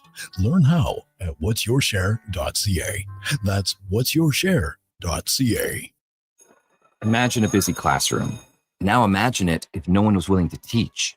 Here's the reality. It's getting harder to keep teachers in the profession and to attract new people to an increasingly challenging job. Pay for teachers has fallen far behind inflation and cost of living. With fair wages, we can keep the ones we have and hire more. But we need the provincial government to step up. Because a fair deal for teachers is a good deal for kids. A message from the Alberta Teachers Association. Mr. Rooter goes for a fall stroll. Ah, the beauty of fall. These leaves are crunchier than that calcified shower head I replaced this morning. And the earthy yellow oranges and browns are as colorful as the wad of hair I pulled out of the shower drain. Ugh, Mr. Rooter, can we talk about something else? Well, I'm sorry. I didn't realize you didn't like fall. You look about as sour as the sewer line I unclogged yesterday. For a plumber you'll truly fall for. Call Mr. Rooter.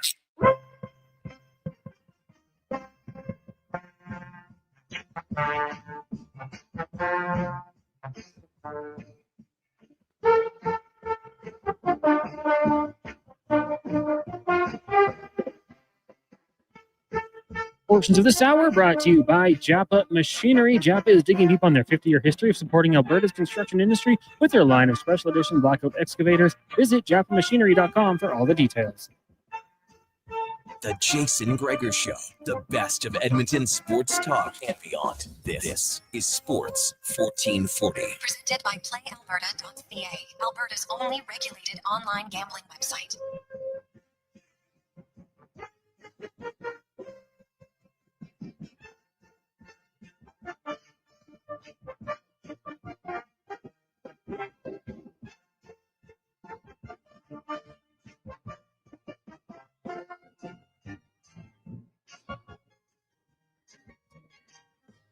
.329, welcome back. We looked it up and we found it. It was Christy Starling who set a world record. Now, it's not a Guinness Book of World Records. Did you know you have to pay to get the Guinness Book of World Records? I didn't know that. It's like a lot of money. So, but you can get it where it's a world record, but So she and she did it to raise money. She did 50 knuckle push-ups in 60 minutes. Yeah, like 160 seconds. I just didn't think that was possible. But knuckle push-ups in an hour. That's still damn hard. There's no chance I could do it. I'll say it right now. No. So you're doing 500 in 60 minutes. So you know what? You think about it. 5. I know people say, "Well, geez, I could do 5 every minute." No, it's not. It's the burn over time that collectively just, you go and you start off at a decent pace probably, and then you can burn out. So that's good for her. Good for her. That's about what, 8 technically a minute is the average. But try to just do 8 push-ups every minute for an hour and see if you could do it. Not sure. Most of us, I don't think could do it. Your body's you're just not trained to do it. Like full on proper push-ups. Like I'm trying to think if I've ever actually done a knuckle push-up. I don't think I ever have. So that in itself, like I'm thinking knuckle push-ups would be harder than hand push-ups. Probably wouldn't feel good either. Like you got to do it on the grass, I would think. I don't know. Maybe get a soft mat, but either way, good for her. Canadians, we're tough. We are tough. It is the Gregor Show, presented by PlayAlberta.ca. What's not tough is how to navigate the new app. It's simple and easy.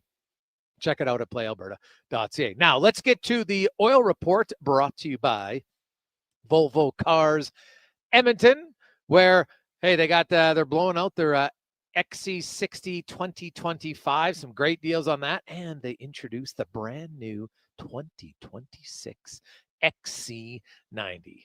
Stop in, test drive one today. You will not be disappointed. Great cars, better service. VolvoCarsEdmonton.com.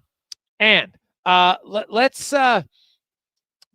hear, first of all, let's hear from Coach, because we didn't hear from Knoblock yesterday. And he was asked about Leon Draisaitl's desire to be the best, even with McDavid on the team. Well, both of them have been striving to be the best, and they've become the best with their both having Hart Trophy, Connor multiple. But when they reach that pinnacle where they are the best, they want to continue being the best, and they understand that other players want to become as good or better than them, and if they relax, then they get past. And I think what's made them special is how competitive they are. Like, yeah, they're gifted, they're tremendous athletes, but they've really worked on their game on and off the ice. So, when other players see that commitment and that work level, then it's contagious. So it's tremendous leadership. And as a coach, you're very grateful to have that. Oh God, yeah, that's like it's ideal as a coach, because that's how leaders lead. You're sitting in that locker room and your best player is like, always trying to get better. You got no choice. You can't just be like, I'm pretty comfortable. 17 goal scorer, 15 goal scorer, I'm doing pretty good. No, you want to keep pushing. Easier said than done. Early, I know it's only been a few days, but Knoblock shared his early thoughts on Tomasic and young, not young, he's 26, Lepinen, the defenseman who came over from Finland. Well, two very smart players. Tomasic can really shoot the puck. Lepinen, I think we'll see more when we start playing the games, but he's had a strong impression throughout the coaches when we've been talking about him. Good head on their shoulders, and I think right now it's about playing the North American game. And when I say North American game, it's just really mostly things happen faster. There's a little more physicality, but I don't think either one of those are going to shy away from that. I think it's just feeling the pressure and not having quite as much time and not having as much escape room when you do get the puck, when you are pressured. So once they get familiar with that, I think the exhibition games will really be a good tell. Well, exactly. And so that'll start on Sunday night, by the way. If you want to go, we'll give away a pair of tickets before the top of the hour. Knoblock also discussed just where he's at with his goaltending this season. Well, I know Stu spent a lot of time with conditioning this year and looked a lot just lighter, which not that he was overweight, but he just wanted to be a little bit quicker. So I know he put in a lot of effort into that. Picks is absolute battler, and it's only 2 days of training camp, and you just see the drills, and it's not game like, but they put in great efforts and performances for the first 2 skates. Looking at the now let's get to Trent Frederick, because Trent Frederick, I know there's a little bit of concern in Oilers Nation when Frederick signed for 8 years, and people are like, what is happening? Obviously he was banged up last year, and how's the ankle? When did it start feeling better? And that was the first question for Frederick. Yeah, it's good. I got to I did a lot of work on healing my ankle, and progressively just keeps getting better. I would say every 2 weeks, it just feels better and better. So I'm at a point now where it feels great. So. And hey, 8-year deal. Not a lot of guys. Well, he might be one of the last ones to get an 8-year deal, considering that next season no one can do it. But at least up until I guess guys can do it next summer. But you know what I'm saying. It's going to be a thing of the past. And just why Edmonton was the right fit long term for him.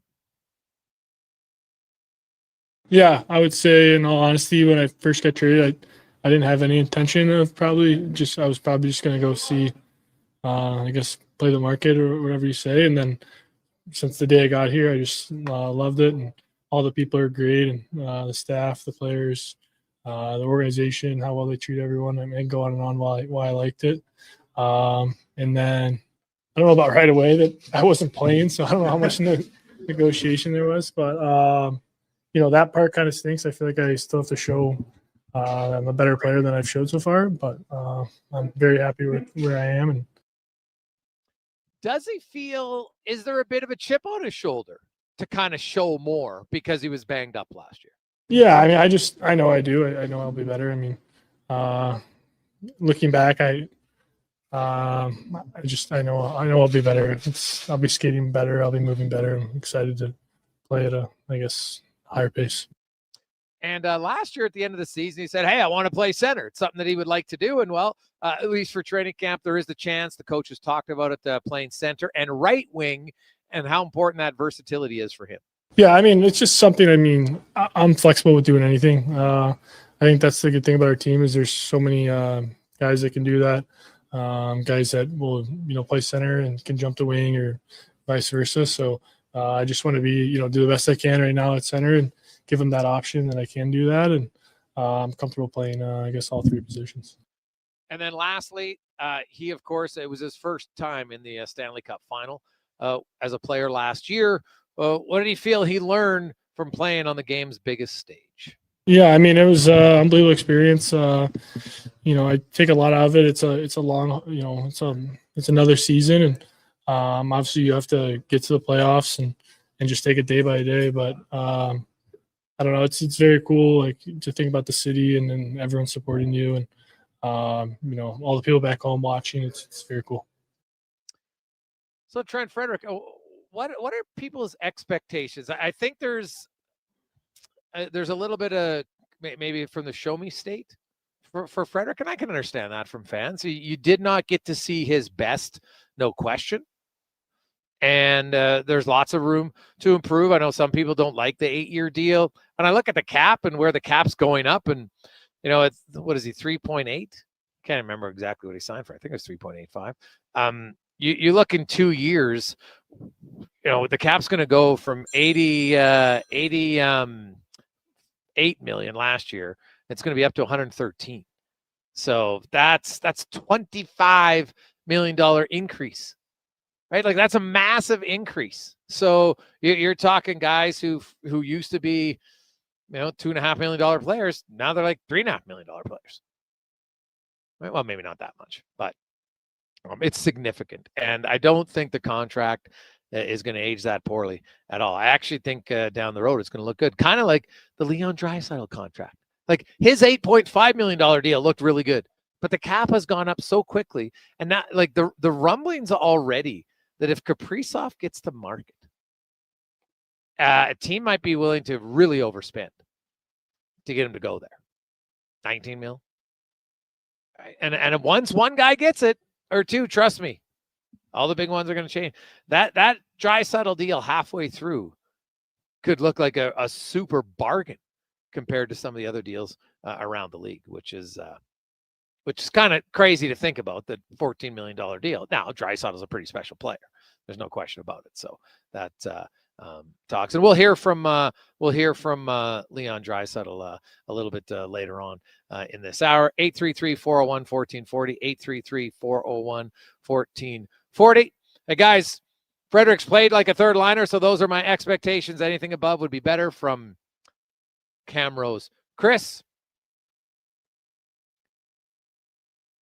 Hey guys, does trying to score more goals change the skill set of the ideal winger for McDavid's line from off a lot? I don't think so. I think McDavid, him shooting the puck more isn't really going to impact the winger's play that much. I look at I guess it would lower the expectations of goals from that position.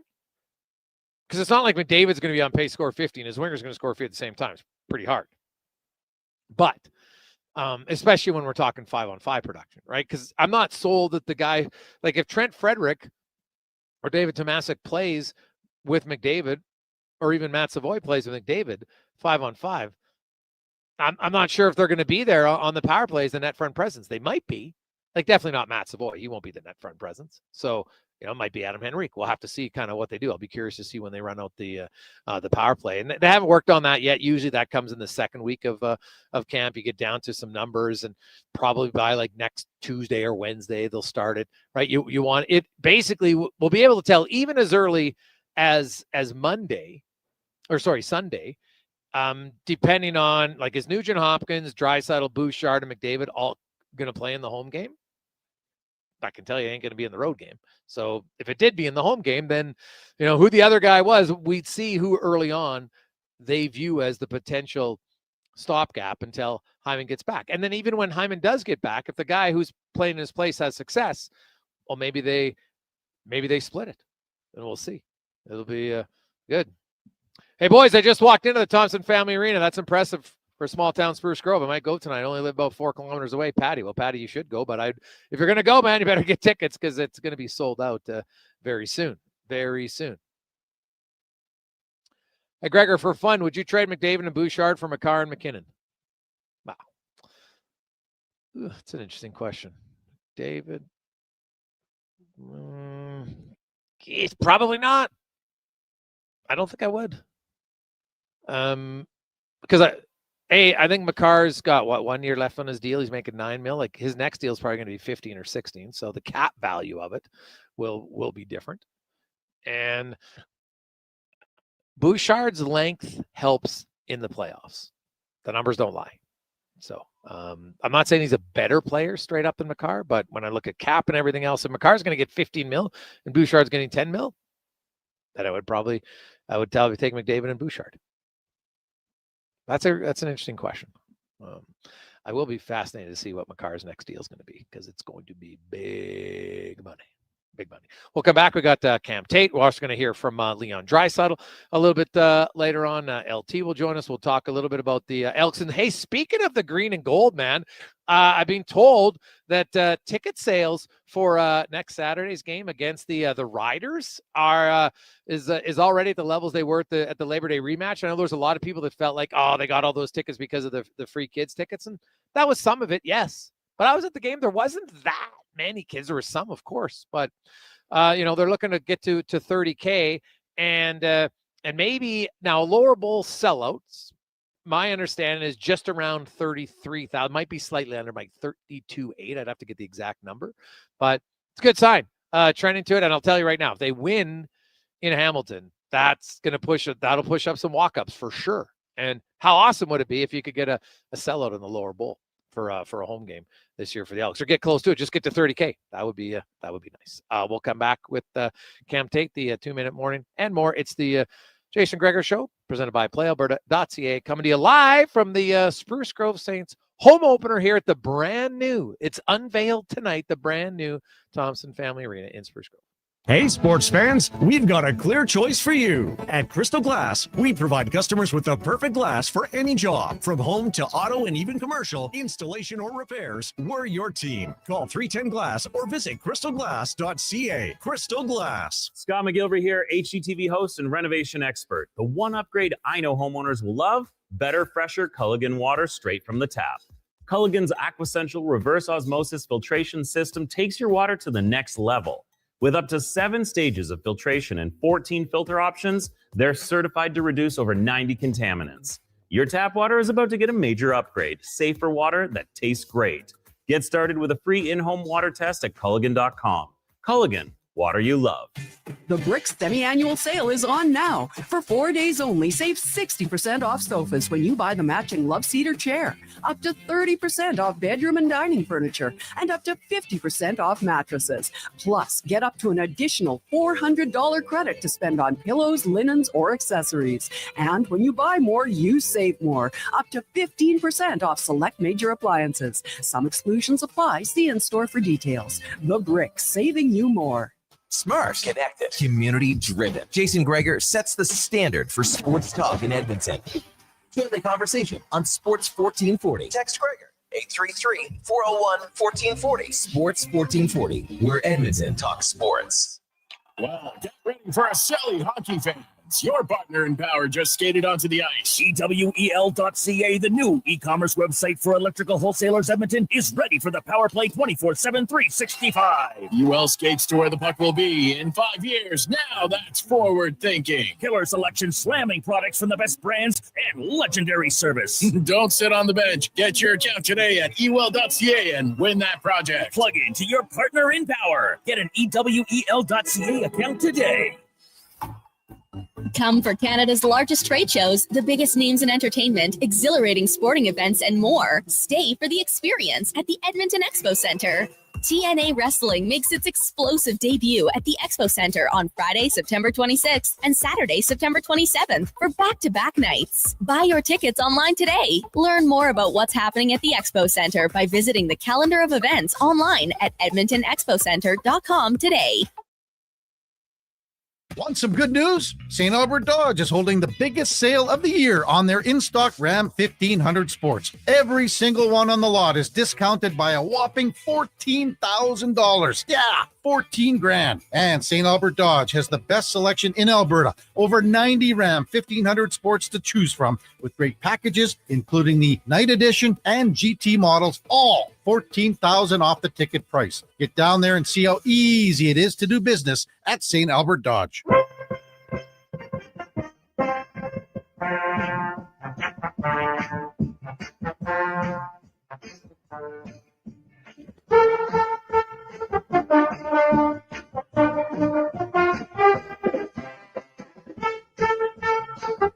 Portions of this hour brought to you by Papa John's. Enjoy a taste of Hawaii with the Papa John's Aloha Trio. Try the classic Hawaiian, Super Hawaiian, or Hawaiian barbecue chicken pizzas for only $19.99 each at papajohns.ca or on the Papa John's app. From puck drop to kickoff, it's the Jason Gregor Show on Sports 1440. Presented by PlayAlberta.ca, Alberta's only regulated online gambling website.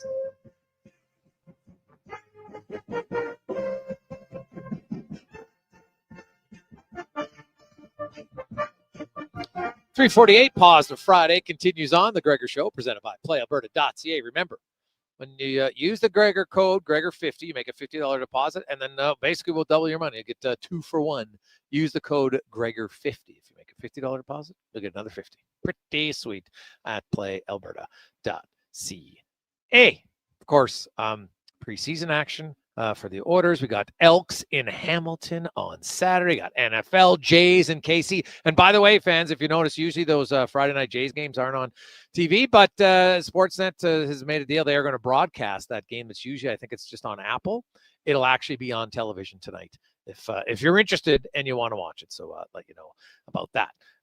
Coming up in 6 days, a very cool event, very inspiring event will be held at Commonwealth Stadium. The Double E Game Changers. It's a woman's training camp for football, but it's got a real, it's football is the fun stuff about it, but it definitely has, I think, a little bit more important reason why. And Joan Forge joins us now to discuss that. Joan, welcome to the show. How you doing? I'm good. How are you? I'm excellent. I'm excellent. Good. So tell me about the back story a little bit here of Game Changers and what's led to this. What should be a real fun event next Thursday night. I'll give you a quick history. In 2005, the Eskimos lost a member of the Eskimo family. Pam Monastersky passed away from ovarian cancer. She was a really loved person. The players loved her. The office staff loved her, and they were all her family. And we missed her. It was a serious loss for all of us. We were younger then, and it was frightening. So in 2007, we decided that we should do something in Pam's honor and started a women's dinner. And the women's dinner went on quite successfully the first year. So the next year we established an endowment fund for ovarian cancer research in Pam's name. And we actually named a room after her at the Lois Hole Hospital. So the dinner, other than COVID and last year, has been rolling along pretty good. But it was kind of maybe make a change. So we've reimagined it. And we've reimagined it into a fun training camp for women. So you'll buy your tickets, you'll arrive at the stadium, we'll stick with the cocktails in the locker room because that's a really fun part. And we're actually gonna have Spruce juice this year instead of champagne. So it's kind of going with our theme of training camp. After the Spruce juice in the locker room, you'll head out onto the field, and on the field, we'll have some stations set up very much like a combine where you can run a route, throw a ball, catch a ball, just do some try tackling if you'd like. And for those that don't want to be physical, we've got some non-physical stations with, you can take a ride in the fire truck with a couple of alumni. We've got a photo booth going to be set up on the players bench. We've got some CFL female referees and officials that'll be there that we can chat to and learn a little bit of football 101. Take a back-of-house tour of the locker room, and all the while we'll have cocktails flowing and a DJ playing and an awesome silent auction for shopping. Now, is alumnus Eddie Steele going to be there in his muscle shirt? I'm told that Eddie Steele will be there and that he will be driving the fire truck even, I think. Oh, well, trust me, he'll be wearing a muscle shirt. He wears it all the time, just in case anyone knows he isn't in the gym. So that's fantastic. I love it. This event, like it's allowed, it gets the women out and kind of gets them to understand football a little bit more. And I know that that was the dinner was always about. And you've had football 101 actually prior, but this is a little bit more fun because it's actually, okay, you want to see how do you run a route, right? And man, I hope you get some videos of the tackling dummy. I want to see how that goes. Well, we will have some video and some photos, and we'll actually put some photos that people can access afterwards if they want some. But it's meant to be fun. It's meant to be just a really fun night, all for a good cause. And how can women get tickets to this event? GoElks.com is the best place to go, and just look for Game Changers, search Game Changers, and I'll take you right there. Tickets are $175. The event's on September 25th, Thursday night. And what time does it open? What time does it start? 5 o'clock. 5 o'clock. It's a perfect girls' night out. Perfect. Now, we've actually already had texts coming in from saying, hey, guy, would there any chance that ever want to do, I'd support ovarian cancer just because I'd like to be run through a combine, says a lot of our guy texters. Have you ever thought about having, because there's lots of guys who just want to see if, how far can I throw the ball? Guys are ridiculously competitive. Half of them would probably pull a hamstring trying to do a 40-yard dash. So they might go a little bit harder. But is that something you guys have ever discussed that can help? Because there's lots of men whose women in their lives, have gone through ovarian cancer. That's very true. And I've had a few people say that. So I think that we should look at doing that next year. I'm not sure a mixed camp is going to go that well, but No. Have it on their own one. You want girls night, and then you want guys night. 100%. Yeah, for sure. For sure. That would be great. So there's going to be alumni there. And Joan, what was kind of the initial reaction? Because I know you've had a lot of the women that support this every year. They love to go for the dinner. What was the initial reaction when you said, hey, we want to try this? I think there was a little bit of people were a little unsure when we said training camp, but as soon as we explained that it was all meant to be fun And you don't have to dress up, and, you know, DJ and music playing, and Kate Burness is actually hosting it from TSN. And it's just meant to be fun. So once people start to understand that, then people are really excited about it. And are they, so I would recommend then running shoes and like shorts or sweatpants. Is that the, or I guess Lululemons? Everybody gets a t-shirt in advance. So you'll get your Game Changers t-shirt. You can either pick it up or get it when you arrive at the event. And yes, come in your runners, your joggers, your Lulus, whatever you're comfortable in. Stick your hair in a ponytail. This is not a dress-up dinner. This is a fun training camp on the field. And when it's all said and done, is there any speakers or anything involved in the evening? Speeches? Yeah. We keep that very low because we just really want to have fun. So there'll be a thank you to our sponsors and that kind of thing. And we're hoping there's a chance we could hit $1 million on our endowment fund. So that would be a little speech and, you know, yay, we did it. But we'll see how it goes. Okay. And are any of the active players around, or because they have a game on Saturday, they're not there? No, we'll have some players there. We won't have very many coaches. They'll be working, but we will have some players there.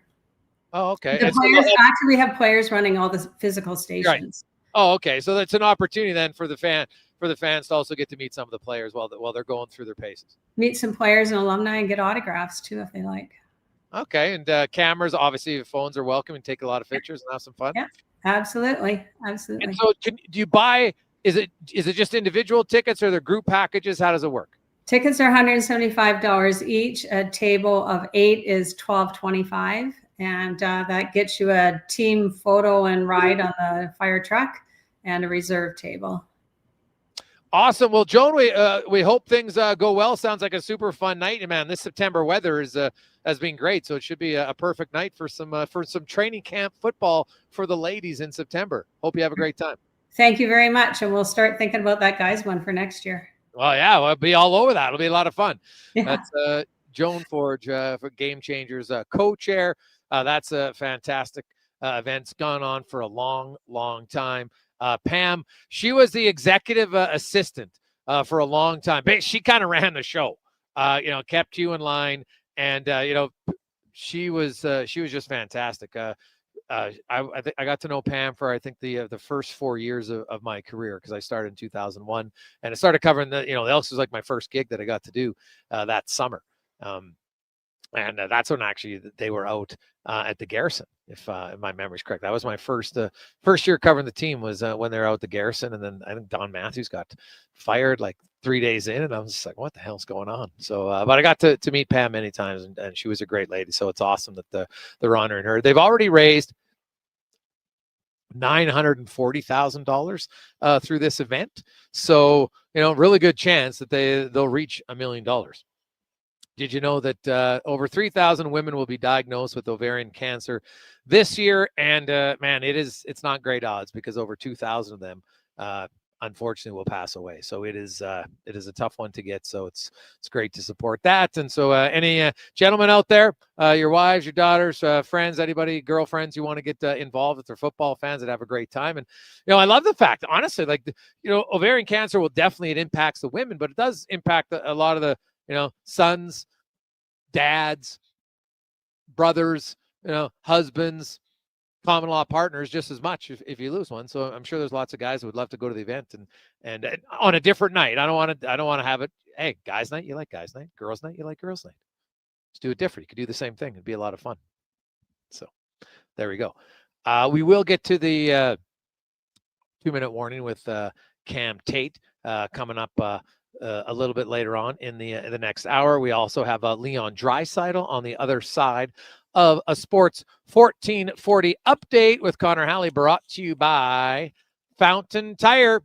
And hey, unfortunately, eventually, you're going to need to get your winter tires put on. Well, buy a new set of tires now, and you'll get money off to store them at Fountain Tire. Maybe you don't have room in your garage. You're like, oh my God, I don't have any space here. It gets cluttered. No one likes clutter. It's actually not good for you mentally. So go to fountaintire.com and you can store your winter tires with them. Here's Connor Halley, Sports 1440 update. It's a Gregor Show presented by PlayAlberta.ca.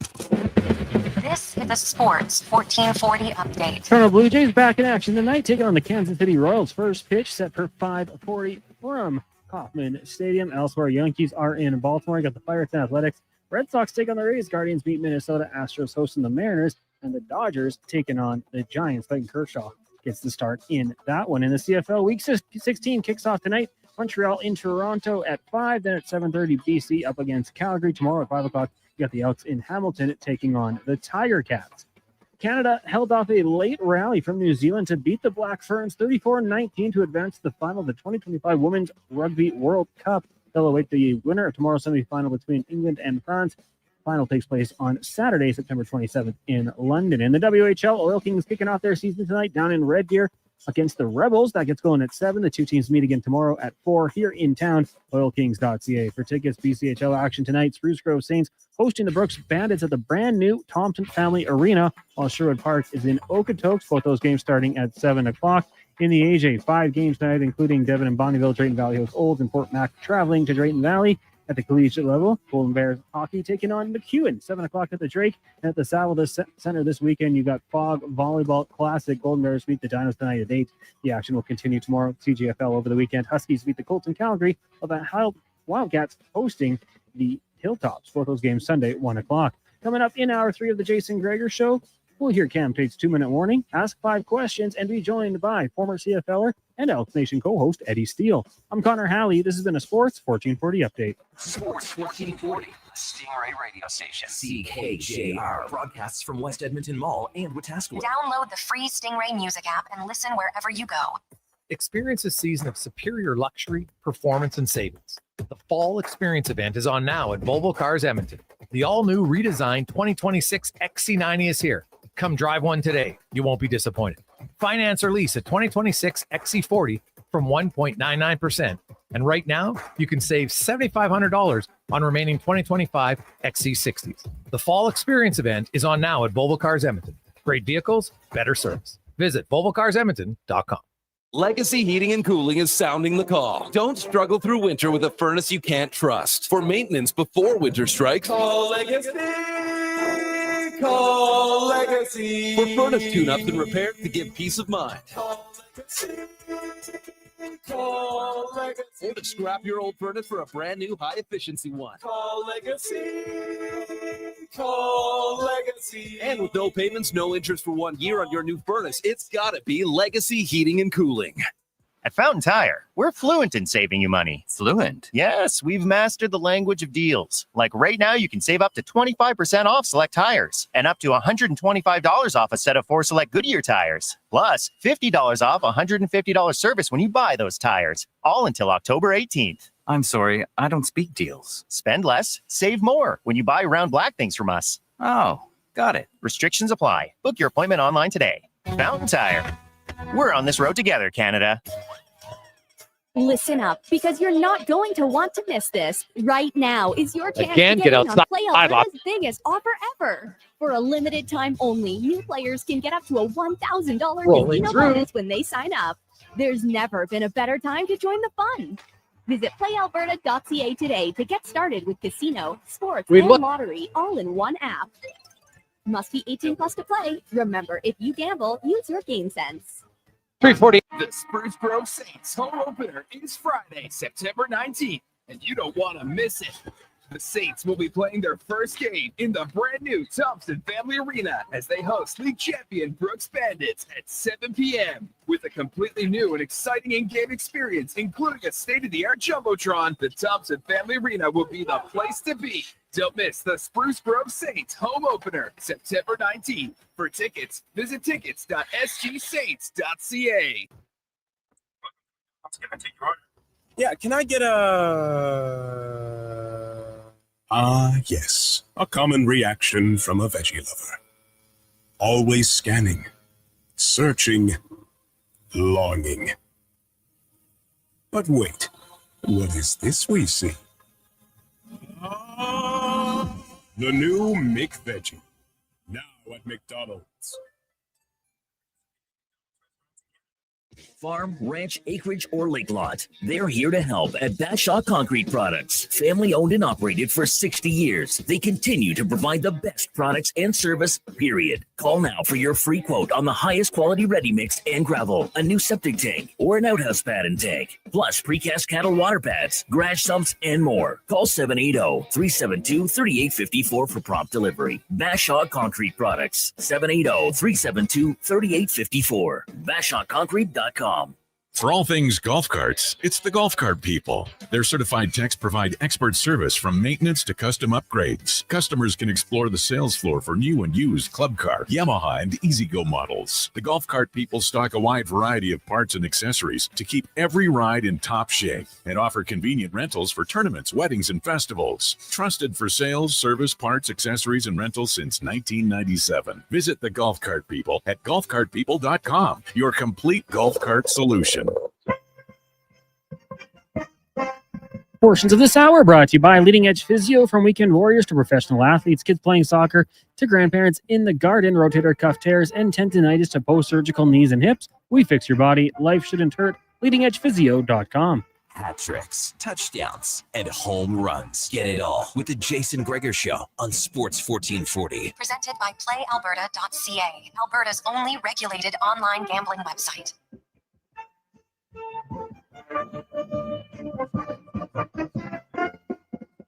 Awesome. Friday rolls through.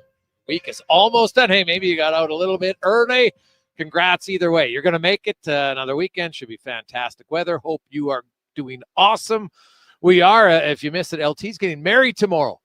Love it. Congrats to those two. Should be a great day and a fun little weekend. It's taking Monday off. So, but then LT doesn't like too much time off. He'll be back on Tuesday. So be sure to ask him about, did he write his own vows? That's what I'd like to know.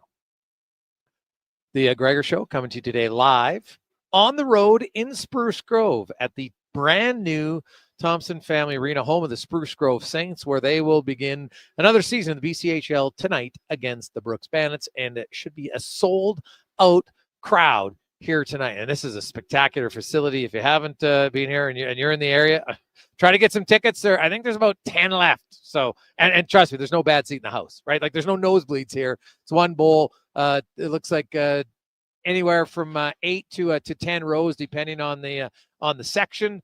And you'll have an absolutely fantastic time. It's just a wonderful facility. And the grade of the seating is awesome. You're going to be right close to the action. So enjoy that. Tonight, the Gregor Show always brought to you by PlayAlberta.ca. It's the Eero Pakarinen lottery tonight. $26 million. Lotto Max. Get your tickets at PlayAlberta.ca. Now, let's get to our big guest of the day today. And it's brought to you by the Spruce Grove Saints. Exciting BCHL action all year long. They're excited to show you their new team and their new arena. Get your tickets, sgsaints.ca. And Leon Draisaitl talking about how it seems they've been able to turn the page on the cup loss quicker this season and how that maybe could help them starting the year. I mean, every camp is similar, but every camp is kind of different too. You know what I mean? It's like every camp is itself, but at the same time, camp is camp, right? So, you know, we're preparing for another long season and hopefully with a better outcome. And what about Draisaitl? You know, hey, that guy's obviously, you know, one of the top players in the game, but just trying to keep himself fresh for long term. What has he learned in that regard? You got to take care of yourself. You know, find the little enjoyments along the way, and you know, get a day off here and there, and just enjoy the ride of it all. So yeah, we're ready for another long season, hopefully. Well, Oilers fans are hoping it's really long. Yesterday, Connor McDavid mentioned how, you know, at times maybe there was points in the season where it got a little stale and, you know, they bring in some younger guys. And then he even talked about how yesterday's practice he felt was their best practice in a long, long time. What did Draisaitl think of early days of camp? Yeah, I mean, I think the practices have been good. You know, good pace, they're good sweat. So, like I said, I think it's been good 2 first days. Leon's so funny. Oh yeah, it's been fine. He has a very different opinion on it. It with the young guys now. None of them are on his line yet, but he's obviously a leader. And we heard. I don't know if you heard the interview Samuel Johnson when he was out of the captain skates, and his first captain skate is on the ice, and he's up against McDavid and Draisaitl. He went home and he called his parents. He's like, "Oh my God, I was out there with McDavid and Draisaitl." And like superstar guys, like you got to remember some of these kids who are 20, 21, they were 10 when Draisaitl and McDavid came in the league. So they were huge fans of some of the best players in the game. And what, if anything, does he say to the young guys in camp? Well, you try to help out wherever you can, of course, but it needs to come from them a little bit as well. I can't be the one going up to them constantly telling them what to do, what to change. They got to show that they're willing to learn and they want to learn from the best. And I think all those guys, they have that. And I think along the way you just learn so many lessons and so many little things that you just don't learn when you're that age, right? So yeah, all of them have been great, and hopefully they can adapt quick and help us out. And it's another year. Draisaitl always seems to have like an internal challenge for himself. What's the part of his game he's looking to improve this season? Well, I think just continue to chip away at the other side of the puck. I'd like to be in the Selke conversation at the end of this year, and obviously there's a lot of things that go into that, and a lot of things that I can learn and get better at. But there's also a lot of things that I think I do really well already. So just looking to chip away at it and get even better. Very interesting, right? I'd like to be in the conversation for the Selke at the end of the season, right? There's a lot that goes into it, but I think there's lots about my game that does well. And here's the thing: Draisaitl, I think some people might forget, he was 6th in Selke voting last year, and the only player in the NHL to score 50 goals. So he's that to me is a definition of a two-way player, because it means you're great at both ends. I think too often we throw out two-way players to guys who are third liners. He's a great two-way player. He's got 17 goals. Does that mean he's a great off? No. You're the only 50 goal scorer in the league, and you're 6th in Selke voting. That is a two-way player for me. So everybody has different definitions. Mine is you got to be like we just throw out great too often. Like, yeah, he's a two-way player. Okay, he's an okay two-way player, but I don't put him in a conversation of a great two-way player when you're not that offensive. Just not. Like, you could be really good defensively, but that doesn't make you a great two-way player if you're not great offensively. It's hard to be great at both. Draisaitl was last year. And just kind of his mindset showing the maturity for him of a guy who, if you would have asked Leon Draisaitl 10 years ago, what do you want to do? Probably would have said, I want to win the Rocket. I want to win the Hart Trophy. Now he wants to win the Hart, but he also wants to win the Selke as someone who obviously wants to keep improving offensively whilst doing the same thing in the defensive zone. That's every player coming into the league, I think, especially every highly touted offensive player. First couple of years, you want to put up numbers. You want to establish yourself as somebody that can score and make plays and at times even be flashy. That's just a little bit of immaturity. That's every kid has that. But with age, I think you just learn to grow that. The other parts of the game are actually just as much fun as scoring and assists and all those things, stripping someone, playing good defense. It's a lot of fun too. So it's a lot of work, but a lot of fun.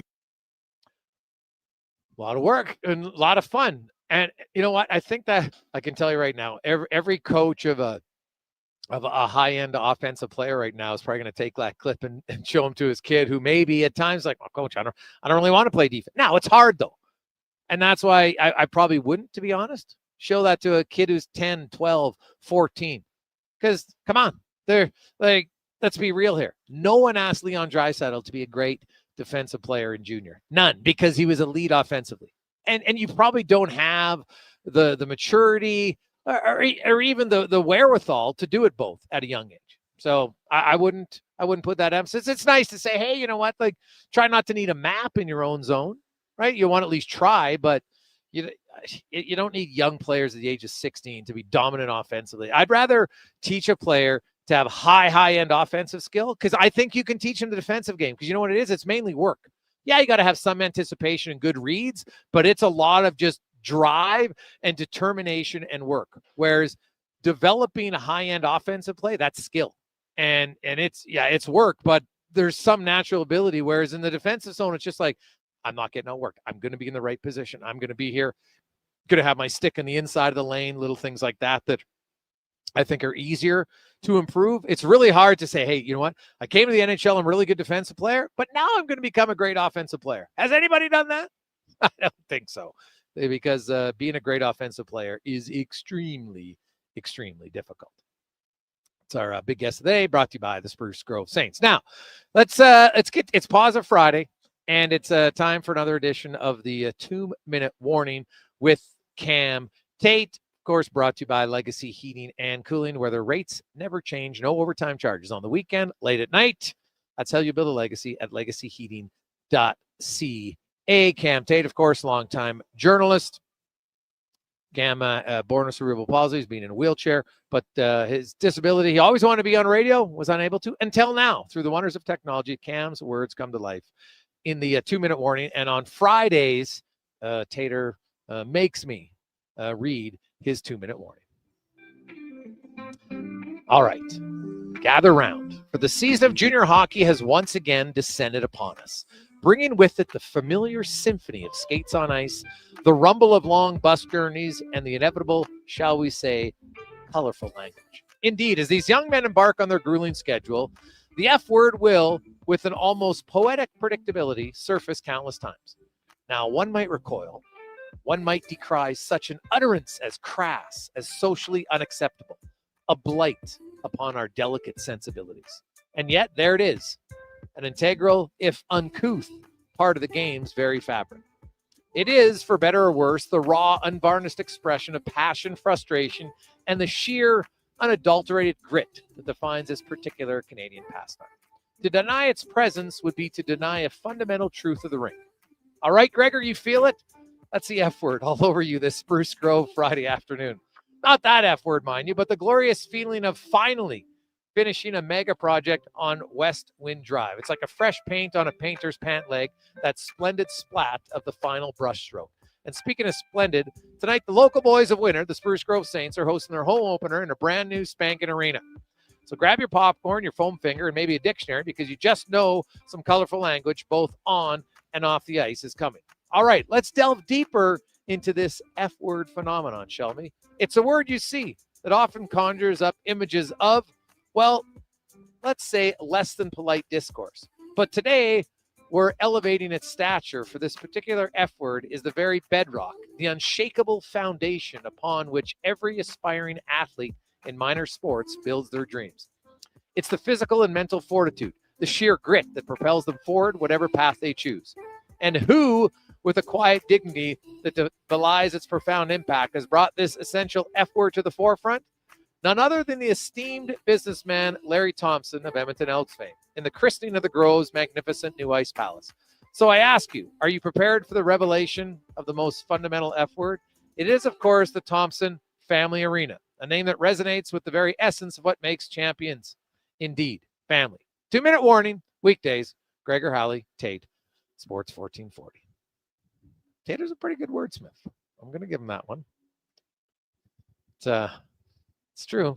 The F word can be many different things. So there we go. That's the 2-minute warning. We're going to talk a little green and gold. Big game tomorrow. Eddie Steele will join us, probably wearing a muscle shirt. Is he kind of like Randy, Connor Halley? Isn't Randy always just wearing a t-shirt on Trailer Park Boys? Pretty sure he was. Randy, doesn't he wear no shirt? Oh, is Randy wearing? No, yeah, you're right. He wears no shirt. And I don't think Eddie would like that comparison. No. Yeah, Eddie doesn't have the bowl. Eddie's not rocking the boiler. You're right. He spends too much time in the gym. Yeah, so Randy's the no shirt and Eddie's the muscle shirt. Yeah. Right. Okay. There we go. But Eddie could maybe he could just go as him for Halloween. It'd be pretty easy, right? Just got to doff the muscle shirt. Now he'd probably have to get a little bit of he wouldn't have the boiler. I don't think he could make that in that short of time. right? And I know when he played, he had to gain weight to play at times, but I don't think he could gain it that fast. Not at all. Quick break. We'll come back. Eddie Steele will join us. It is the Gregor Show live at the Thompson Family Arena in Spruce Grove for the Saints home opener. This is the second time since I've been here, Cons, that the Zamboni has flooded the ice. It's going to be super quick. Now, they did have some workers on there, but still the second flooding since 1:30. So it's going to be fast tonight here in Spruce Grove. We'll take a quick break. We'll return. It's the Gregor Show presented by PlayAlberta.ca. God said, I need somebody to get up before dawn, milk cows, work all day in the fields, milk cows again, eat supper, go to town, and stay all night at a meeting of the school board. So God made a farmer. Hi, Mike here from Northgate Chevrolet Buick GMC. We are so thankful God made a farmer. For the month of September, it is our goal to feed 500 families. With every vehicle sold, we will feed a family of 4. So please help us reach our goal. Visit us online at northgategm.com. The Brick semi-annual sale is on now. For 4 days only, save 60% off sofas when you buy the matching love seater chair, up to 30% off bedroom and dining furniture, and up to 50% off mattresses.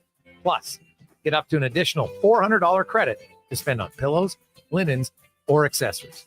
And when you buy more, you save more. Up to 15% off select major appliances. Some exclusions apply. See in-store for details. The Brick, saving you more.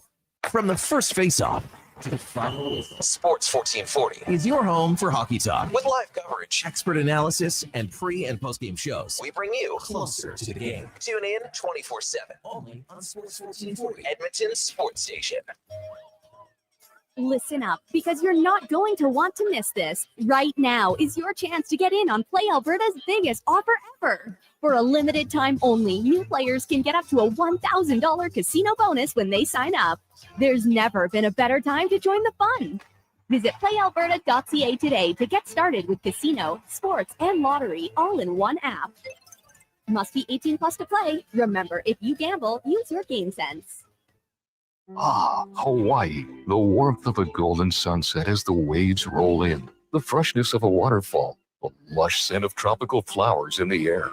You don't need to travel to enjoy all Hawaii has to offer. You just need to order pizza. Bring Hawaii home with the Aloha Trio, available for a limited time at Papa John's. Try our classic Hawaiian, super Hawaiian, or Hawaiian barbecue chicken for just $19.99 each. Better ingredients, better pizza. Papa John's, proudly locally owned and operated. A new Edmonton Oil Kings season hits different. After a cruel summer, hockey is back at Rogers Place. Tomorrow at 4, it's the Oil Kings home opener against the Red Deer Rebels. Family fun that's second to none with Calmont Kids food combos for $10 or less. Shake it off with a post-game concert from Canada's #1 Swiftie tribute artist. Plus, bracelet making on the concourse. The Oil Kings are Edmonton's first choice for family entertainment. Home opener tomorrow at 4. Great seats at Rogers Place start at only $20 at oilkings.ca. Need the perfect ride? The golf cart people have it. They offer a wide selection of new and used models from top brands like Club Car, Yamaha, and E-Z-Go. Whether it's a lifted cart for adventure or a sleek ride for the course, they'll find your match. Customize with accessories or choose a ready-to-go option. Trusted by Albertans since 1997 for quality. Visit golfcartpeople.com to find your cart and hit the road or fairway your way. Every morning, you look in the mirror and see less of yourself. Hair loss can feel like losing a part of who you are. But it doesn't have to be that way.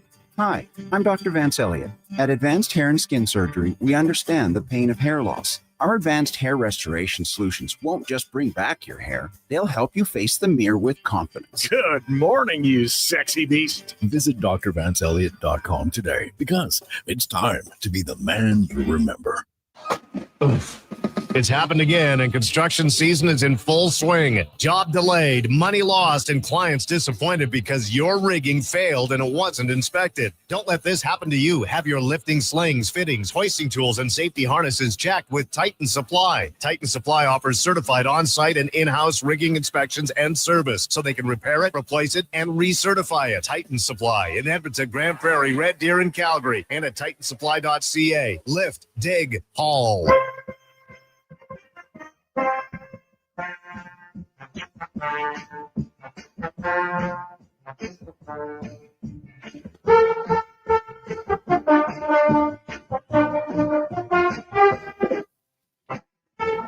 Portions of this hour brought to you by Cantork. What's the best way to beat the tariffs? Buy Canadian. Cantork's products are not only made in Canada, but right here in Edmonton. Save money, support Canada at cantork.com. The Jason Gregor Show, the best of Edmonton sports talk and beyond.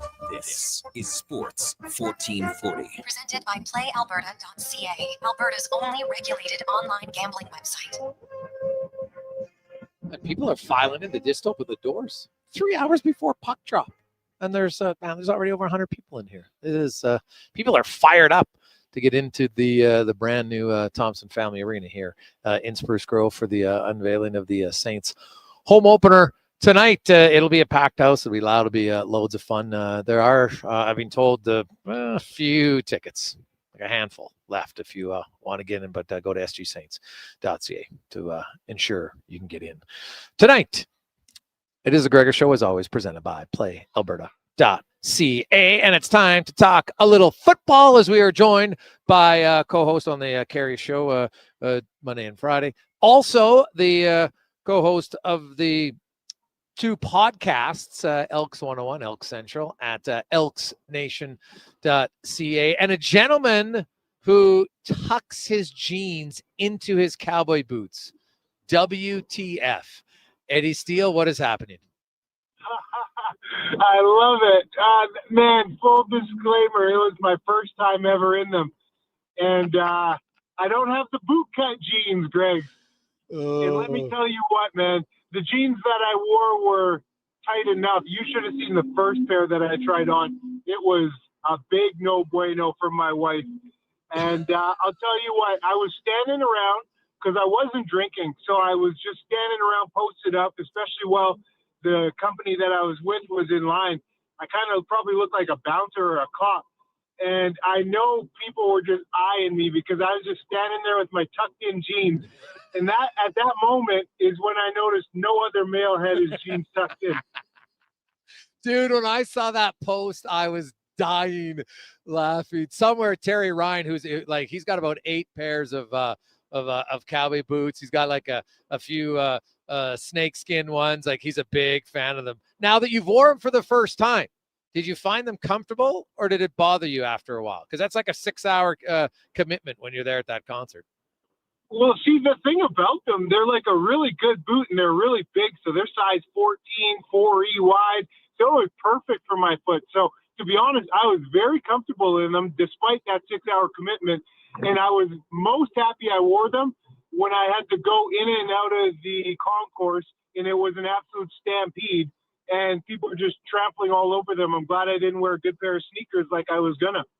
Well, so the next thing is, so next year you got to get some boots that will fit on the outside, or some jeans that will fit on the outside of your boots. I gotta find the boot cut. I gotta get the boot cut, man, because it's a real thing. And I did a lot of people watching, Greg.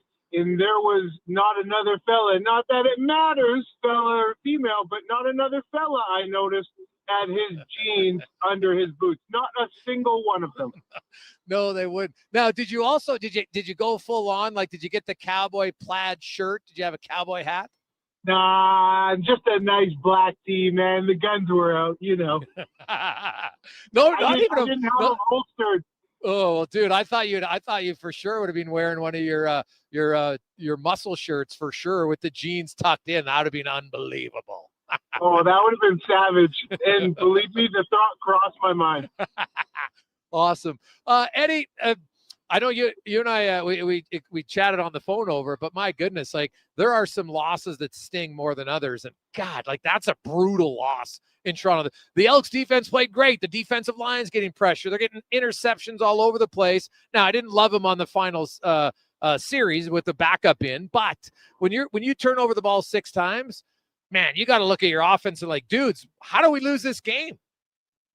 And that's exactly it. When you're giving the offense 6 extra possessions in a game, the thing is, Edmonton punted it 8 times in the game. Toronto only punted it 4 times. So you gave them all these extra possessions, but they didn't do a lick with it. And in terms of where you want to, hate to lay the blame, but that last sequence where Fajardo fumbled the football, that's not even on Fajardo. That was a delayed blitz, and it was a very just tough bang play for David Beard because his footwork was poor. He wasn't able to pick up the delayed blitz which is something that you should do because, again, it's a delayed blitz. You see it coming. And then he was the first person who had the football dead to rights when it was on the ground, and he just kind of misplayed it, was a little too aggressive, didn't just scoop it up nicely into his tummy, and turns it over. So just a tough sequence for a player who's a really good player and has actually played multiple positions on the O-line. And usually you don't really pinpoint the O-line or one guy on the O-line as to being at fault. But in this case, it was because it was such a critical point in the game. But as a whole, the offense needs to be better because, again, they had 6 extra possessions from the defense who we've been clamoring for to get pressure, like you said, to get interceptions. And finally they do it, but the offense doesn't support them. Yeah, like I didn't love that fumble at all. The other thing I didn't like, Eddie, was their continual play calling of running on first down out of the shotgun. It wasn't working. They had 17 carries on first down running the ball. They had a total of 53 yards gained, but 2 of those were 30 yards between the 2 of them, 215. So on the other carries, 15 of them, they had a grand total of 23 yards gained. And I put them in second and long, and that's where every time that they got sacked was in second and long. And so I didn't like that, but I also, at times, I know Fajardo completed 22 in a row, but there was a few times Gittins in the fourth quarter where he was open on it. It was a tight window, but at some point, don't you need your quarterback to take a chance and throw a ball that's a little bit questionable, maybe? What do you make of that? Absolutely. And, you know, if we want to talk about Fajardo's game over the history of his career, is there are those conversations of his unwillingness to throw questionable balls into traffic to maybe let his guys make a play because he doesn't want to throw the interception. He'd rather throw a clean game, maybe statistically, without having a pick instead of taking chance balls. And if you look at the numbers, I mean, he was, 25 of 28, I believe, 230 yards right in there. So that's not stacking up the yards. It was a lot of intermediate and short. And the vanilla play calling and the predictability of it is something that we have spoken about many times throughout the season thus far. And they have these playmakers. You have Leak, you have Rankin. Don't just line up, like you said, in a shotgun and hand it off predictably on first down and you know when it's coming. You can't do that. You have these athletes. Let's use them. And I've been saying get both of them in the backfield for many weeks now because you know what? You can play action, have a guy leak out. All of that you're doing is you're asking the defense to be more responsible for more playmakers, which it's harder to do. It slows defenders down. And we haven't seen enough of that. And I think that with the predictability, again, that McSimic has on first down, it's not setting the team up for total success here, man.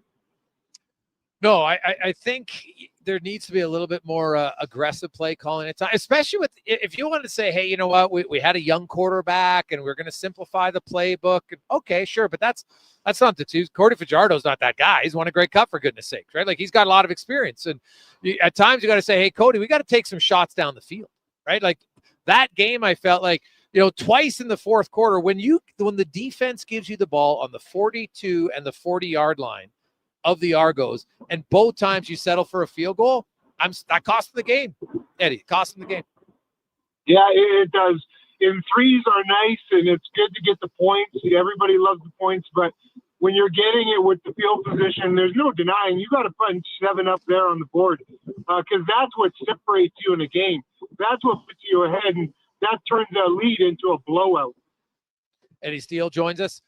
Moving ahead to Hamilton tomorrow. It's a huge game for the Elks. The Elks played well. They should feel pretty good about themselves, but they go into Hamilton, and man, there was another game earlier this season in Edmonton where KFG just dropped the ball in the end zone. Otherwise, they probably win that game, right? Like, the pass was right there. You did everything. The guy just didn't do his job. So how do you bounce back from this one? I'm sure you've had tough losses. Is it easier or harder to come off of a game like that?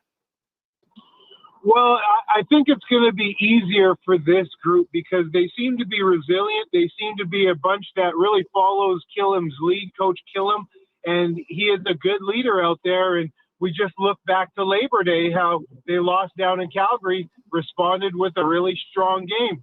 I believe when they lost the game on the last second drop by Keon Julian Grant a few weeks back against Hamilton here at Edmonton, they came back and responded with a strong game. So I believe that this group is resilient and hungry, because the reality is the playoffs are not out of reach. It's not mathematically or statistically done yet. So they still have a lot to play for.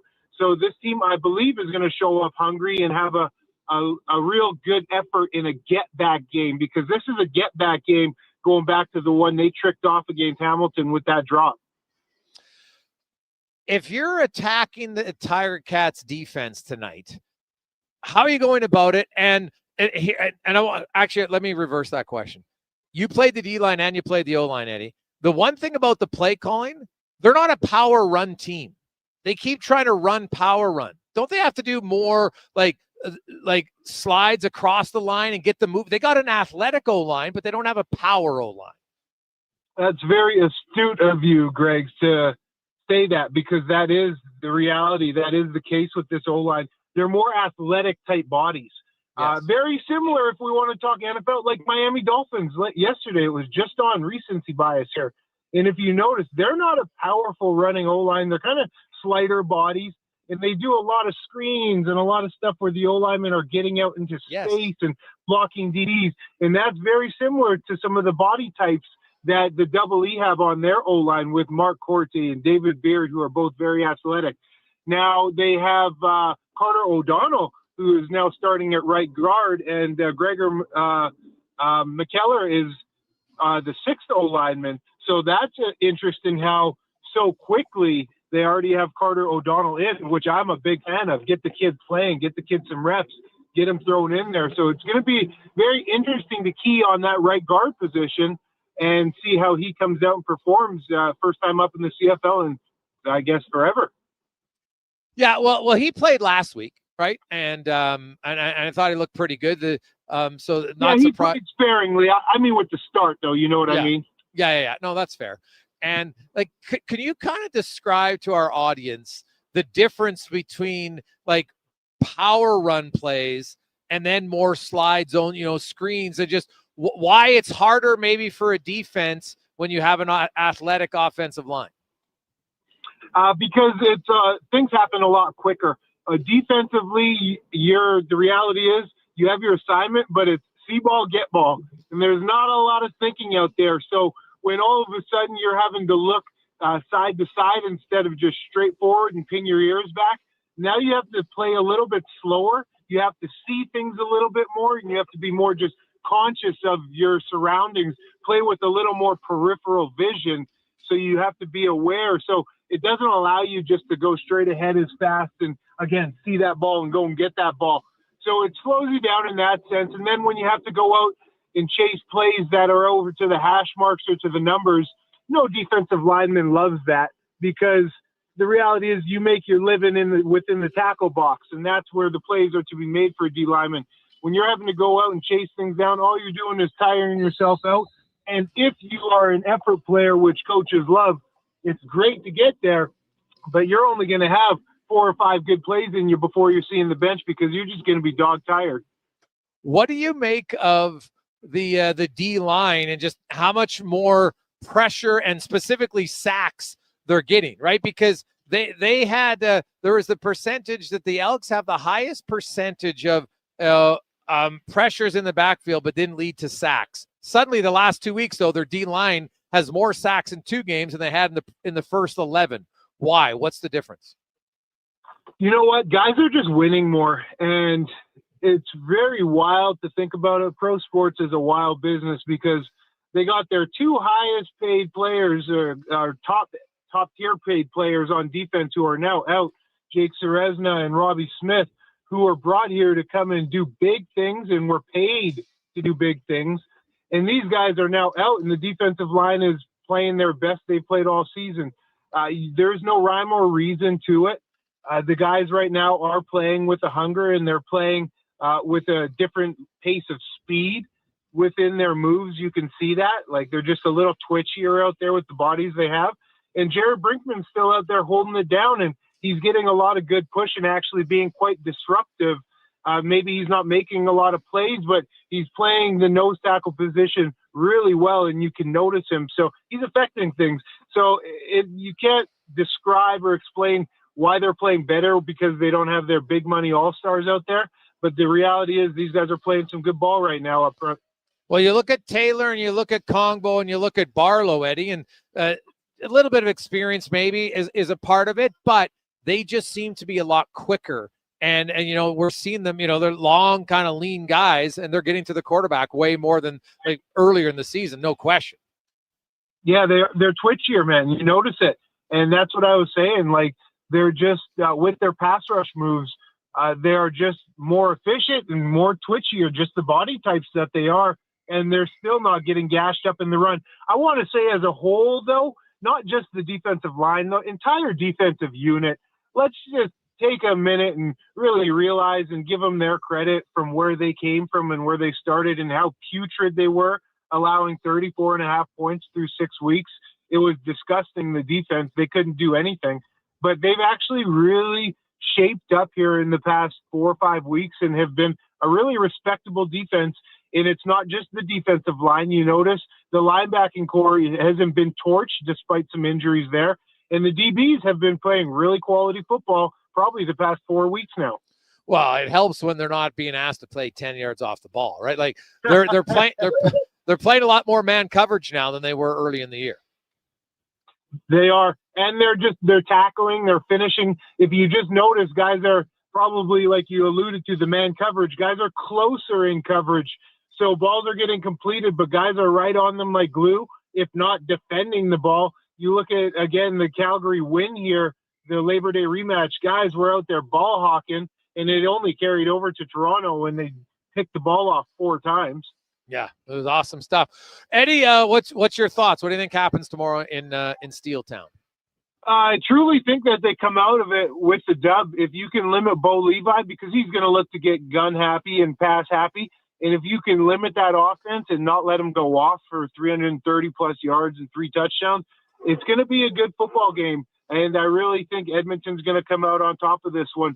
And before you let me go here, Greg, I got to ask, because you're in that new barn, and what's it compared to? Because I spend a lot of time with my sales job in and out of pretty much every barn in most towns around the region here. And what's this new one like compared to, for example, the Silent Ice down in Nisku? Well, you know what?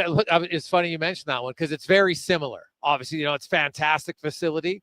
This one's built for like a home team because they've got, good signage. There's in the corner in each side. There's like a VIP standing room, like club sections that they have where people can mingle and watch and have a beer. There's like a huge bar up there actually. So that part of it's a little bit different, but I will say even now Silent Ice, I think is close, but there's more seats here than there is there because it's all the way around the rink. And it's a steeper grade. The seats, like if you're in the top row here, you're not that far away from the ice, which is awesome. Like obviously any junior A rink, like you're not far from the ice, but I will say the grade of this one, when you come in here, like it's kind of steep, but that makes it better. Once you sit down, you're just closer to the action. And lastly, let me just guess what it holds, 21? No, it's actually, I think it's 16. Okay. Well, standing room will make it more, but I think it holds 16. I think JJ told us. So, okay, nice. 16, or maybe just under 17. So, yeah, it's a good size. So it'll be great. And then there's another ice rink in the facility for kids. There's actually some minor hockey league players on the ice right now. Some looks like there's U7. So, oh my God, this is unbelievable. It's like the greatest age to watch. They're like the puck's the bowling ball, and they're the pins. Oh, it's great. I love it. I love it, man. I love it. Okay, awesome, Eddie. Thanks, man. We'll talk to you again soon. Enjoy the games. All right, be well. There you go. There's Eddie Steele. Jeans inside the cowboy boots. Whew. It's a bold look. Bold look. We'll come back. We got 5 questions. Then we got Spec and the gentleman who's the surprise of the day that just got sprung upon all of us. It's a good surprise. LT's getting married tomorrow. He's the opposite of Kopitar. Kopitar is having a year-long walk, 10 months. Well, maybe not 10 months, but for like 8 months. Goodbye. LT's like an 8-hour notice. Hey, I'm getting married tomorrow. Awesome. We'll talk about that and more. It's the Gregor Show presented by PlayAlberta.ca. The job isn't done until the last load is hauled, and having a semi-trailer out of commission is not an option. Whether replacing or adding to your convoy, Edmonton Trailer has a huge inventory of new and used semi-trailers, trusted by the gravel, logging, oil field, fluids, and freight industries. Find a trailer right for you online or at one of their 3 locations. For sales, service, parts, rental, and finance, when you're in it for the long haul, Edmonton Trailer. Experience a season of superior luxury, performance, and savings. The Fall Experience event is on now at Volvo Cars Edmonton. The all-new redesigned 2026 XC90 is here. Come drive one today. You won't be disappointed. Finance or lease a 2026 XC40 from 1.99%. And right now, you can save $7,500 on remaining 2025 XC60s. The Fall Experience event is on now at Volvo Cars Edmonton. Great vehicles, better service. Visit volvocarsedmonton.com. And now Action Electrical's testing team is on defense duty. They're the guardians of safety and compliance, a critical part of any lineup. Precisely. They perform rigorous safety and code compliance testing for commercial operations. Think of them as the referees, ensuring everything is up to standard before disaster strikes. Their preventative plays are legendary, spotting faults early. Hire the Action Electrical team to bring home a win for your project. Visit actionelectrical.net. At Leading Edge Physiotherapy, we believe that life shouldn't hurt. Now, that doesn't mean that we don't know that sometimes it really hurts. I mean, we've seen people at their worst moments in life, when they feel they have nowhere to turn, or at a time when they felt like their problem just wouldn't ever go away. We've also seen people who thought to themselves, it'll just go away on its own, or this is no big deal. I don't want to bother anyone about this. Don't know where to turn to, or think it's no big deal. Either way, we have the technology, techniques, and skills to help you get back to it, whatever your it may be. Life shouldn't hurt. LeadingEdgePhysio.com. Day or night, tasting just so right. You can order oodle noodle at oodlenoodle.ca, delivering you the news almost right away. Remember, you can order oodle noodle at oodlenoodle.ca. So stay on your couch all day and order oodlenoodle.ca. Oodle noodle. When you have lifting and material handling needs, Northwest Crane delivers. Western Canada's Sandy dealer, backed by the industry's toughest one. 3 years, 3,000 hours, no compromises. They service all crane makes and models with skilled technicians and deep industry expertise. Alberta owned, with locations in Leduc and Grand Prairie, and fully equipped service trucks. Northwest Crane keeps your operation lifting. For more information on sales or service, visit northwestcrane.com or call today. While the players gear up for the new season, make sure you gear up your snack game with Will Hawk Beef Jerky. Okay, this jumbo bag of beef jerky should last the preseason. Whoa. Will Hawk has more than just beef jerky. There's smoked sausage and pepperoni products, too. Well, how about we have jerky for Eastern opponents and pepperoni sticks when we face the Western teams? Now that sounds like a Will Hockey game plan. Will Hawk Beef Jerky. Because you don't win games with salad. Only available in Leduc. It takes grit. It takes heart. It's the legendary Canadian Finals Rodeo, powered by ATV. From October 1st to 4th in Edmonton, the nation's best go head-to-head in a battle of pure willpower. Witness the raw strength and adrenaline Rogers Place. Plus, soak up the Western lifestyle at the Canadian Country Expo, with free admission and shuttles running between the expo and the arena. This is more than a rodeo. It's a showdown. Get your tickets now at cfr.ca.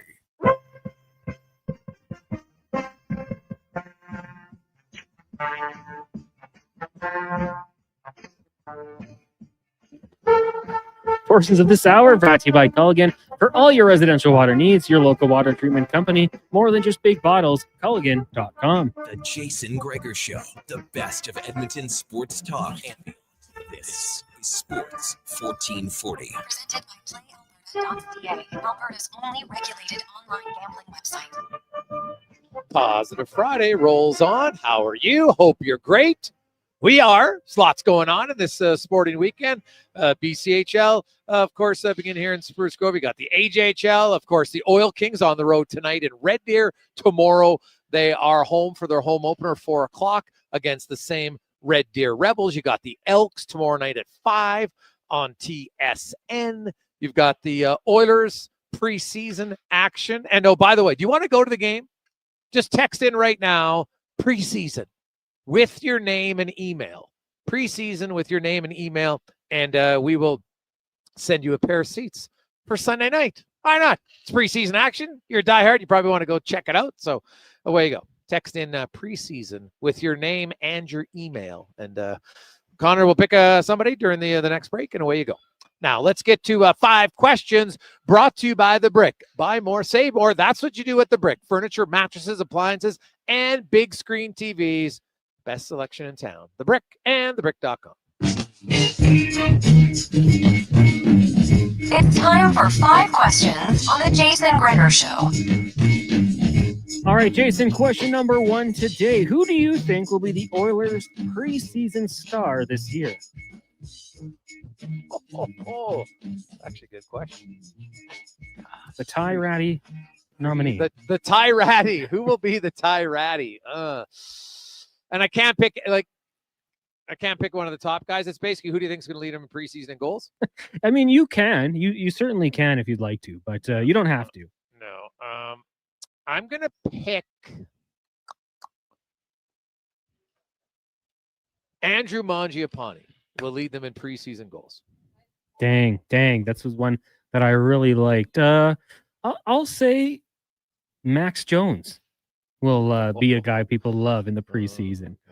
You know what? I wish I could change my pick. I'll swap you. Yeah. I'll say Kapanen, actually. Okay. Yeah, I'm going to say Kapanen now. There's a few nominees there that I think would be pretty good answers. Okay, question number 2. What do you think happens tomorrow? Ticats, Elks out in Hamilton. Ooh, well, I said they had to split. And, man, they really blew it last weekend. So it's going to be hard. Hamilton is good. Hamilton also has, Montreal's kind of right in the rearview mirror all of a sudden. But the Elks played them well in Edmonton. And, if it's not for a drop pass late, they can win that game. But, man, is their play call, and they're like, if they change their run blocking schemes, Cons, and they don't try to power run block all the time, and they get their offensive linemen sliding and moving, then they'll win. But if they're stubborn and power block, they'll lose. Yeah, I'm going to be the optimist and say they find a way to get the job done and they win the game. A lot of coachable moments, I think, from last week. So things they can clean up upon, and it'll be a close one. I think got to get Rankin going. Can't have those, averaging 2 yards per carry. Got to find a way to get him going. But I'll take the Elks to win. It'll be a close one, like 28-25, something around there. All right. Question number 3 for you. So south of the border, lots of football this weekend. Any game standing out to you? Well, yeah, the Rams, Philly, right? They're both undefeated, but I'm kind of curious a bit about that Denver Chargers game, and I know it's your team, so I'm taking your answer, so now I have to pick someone else. But I'm actually like the Chargers will look good, and selfishly I have Herbert in my guillotine league, so I look at that. Yeah, that's a tough Broncos defense. I mean, looking at the college ranks, I just, 2 non-traditional programs that are both ranked pretty high, Indiana and Illinois. I think that's going to be an interesting matchup. And then from the pro ranks, Sunday, you got the game I want to watch, obviously, with the Chargers and Broncos, but also Rams, Eagles. If you go to Monday, 2 teams 1-1, but Lions, Ravens, I think that could be a game where we have lots of fireworks. So there's lots of football south of the border I am intrigued by. Question number 4. The Canadian women's rugby team on a heck of a run, making it all the way to the final in the World Cup. Rugby is a sport I always considered playing, but I felt like I wasn't tough enough. So I'd ask you, is there any sport growing up you wish you would have played? 100% football. Whenever, I grew up in, News Rapid Leduc didn't have a football team at the time. And our high school, J.H. Picard, didn't have a football team. We had soccer team, was great, played there. But football is a sport. We played it all the time and, at recess and everything like that. And I loved it, but I would have loved to have tried football for sure. Rugby is definitely a tough sport. I never really got into rugby till I watched my sister play at the U of A, and I was like, pretty damn good sport up close and personal. And you know what? That was a great game, to defeat the defending champs for Canada. And now they got a chance to maybe dethrone the number 1 seed. So it's great. But yeah, football all the way for me. I would have loved to have tried a season of tackle football. I'm not saying I would have been good at it. I just would have wished I would have liked to play it. Oh, fun game, builds character. And yeah, like you said, Canada beat New Zealand today, 34-19. The final, they'll get France or England. Rugby is one I'd consider, but also I wish I would have got more into snowboarding. when I was younger. I went once, took lessons. It was a really good time, and then I just stopped doing it. So I don't know why. To this day, I haven't picked it up again. But I think maybe a sport for when I get a little bit older, maybe even skiing, get out to the mountains. I think that'd be a good skill to learn. Final question for you today on this Friday. Fill in the blank. I can't trust you if you blank. Go ahead. I can't trust you if you don't like dogs, and I can't trust you if you have 2 cell phones. Those are my 2. Ooh, the 2 cell phone. That's a class. I can't believe, like, I hate having one all the time. I don't know how people have 2. That'd be the worst. I know that they say, well, one's work and one's personal, but still, you're carrying 2. That means you're working all the time. That's brutal. So I can't trust you if, ooh, God, that's a good question. Can I trust someone? If you wear your shoes in the house, sorry, I don't like it. Yeah, I'm going with that one. You come over to like we're not living in the States. Yeah, very American there. Why do I want all your dirty grime from outside in my house, tracking it all over the place? Like, no, I don't trust you. And I border on maybe not liking you, but definitely not trusting you. Not only do I not trust you, I don't like you either. Yeah. Well, come on. Now I got to get the vacuum out. Like, just don't understand it. Like, I even know some people come and say, oh, no, keep your shoes on. I'm like, no, I'm not walking around them. Like, I'm like, unless you're telling me your floor is that dirty that I need to wear my shoes so it doesn't dirty my socks, what am I doing? So I hate when people say that.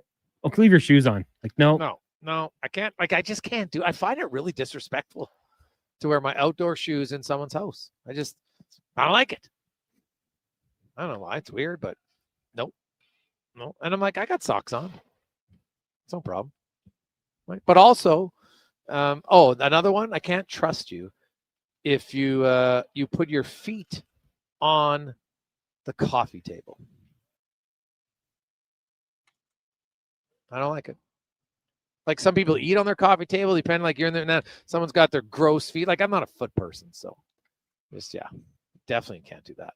Yeah, especially if there are food and drinks on the table. It's disrespect. Some good ones coming in here. Single guys with indoor cats. God, can't trust Duke. I can't trust you if you don't know how to go to the Costco gas bar and back into a spot when someone at the front leaves. Can't trust you if you cheer for the Flames or the Leafs. Yeah, I knew that one was coming. That's a classic. I can't trust you if you wear jeans under your track pants. It's true. That is it's a good. Duke has an indoor cat. I didn't even know that. He has 2. Whoa. 2 cats. Oh, he has 2 cats. Yeah. And Duke's single, right? Yeah. Shocking. Yeah. Yeah. 2 cats. Do girls like guys with cats? I don't. I'm not a girl, but I don't. That's a good question, ladies. Like, let's say you meet Bob, or in this case, the Duke, right? And then, hey, you're on your. Oh, so what do I have 2 cats at home. What's your thoughts on that? I'm curious. Like, I know some people say, "Oh, I don't judge. Everything's great," but I don't know. 2 cats, like, just I don't know. Something about cats, man. Like they're kind of independent, but like they're not overly like they come up and they rub against your leg and that's it. So I don't know. I don't hate cats, but I don't want to own any, let alone 2. See, we had a cat at the farm, but like Fluffy, she was a mouser. She was an unbelievable mouser. So, she's an indoor-outdoor cat. But yeah, I don't I don't mind cats. I'll pet a cat. I have no problem with it. But I don't know. I find cats like their hair is all like they shed more. Obviously, some dogs do too, but I wouldn't have a dog that shed. And I just find cat hair all over the place. So I'm not a big full-time indoor cat guy. Right? I don't hate cats by any stretch of imagination. Like Fluffy, I loved her as a kid when I was a kid. Growing up, I had no problem with it. But yeah, I wouldn't want a cat. And plus, the cat dander can be a little allergic to it. So I would actually love a cat that like hunted mice now. Oh, buddy, you get a mouser, it's unbelievable. They're great. I could use that. Well, maybe low maintenance, doesn't have to come inside all the time. Just hunts mice for a living. Oh yeah, it's a good mouser. We need that. I like this one from Day One Dave. Hey, guys, I can't trust you if you call your pets your kids.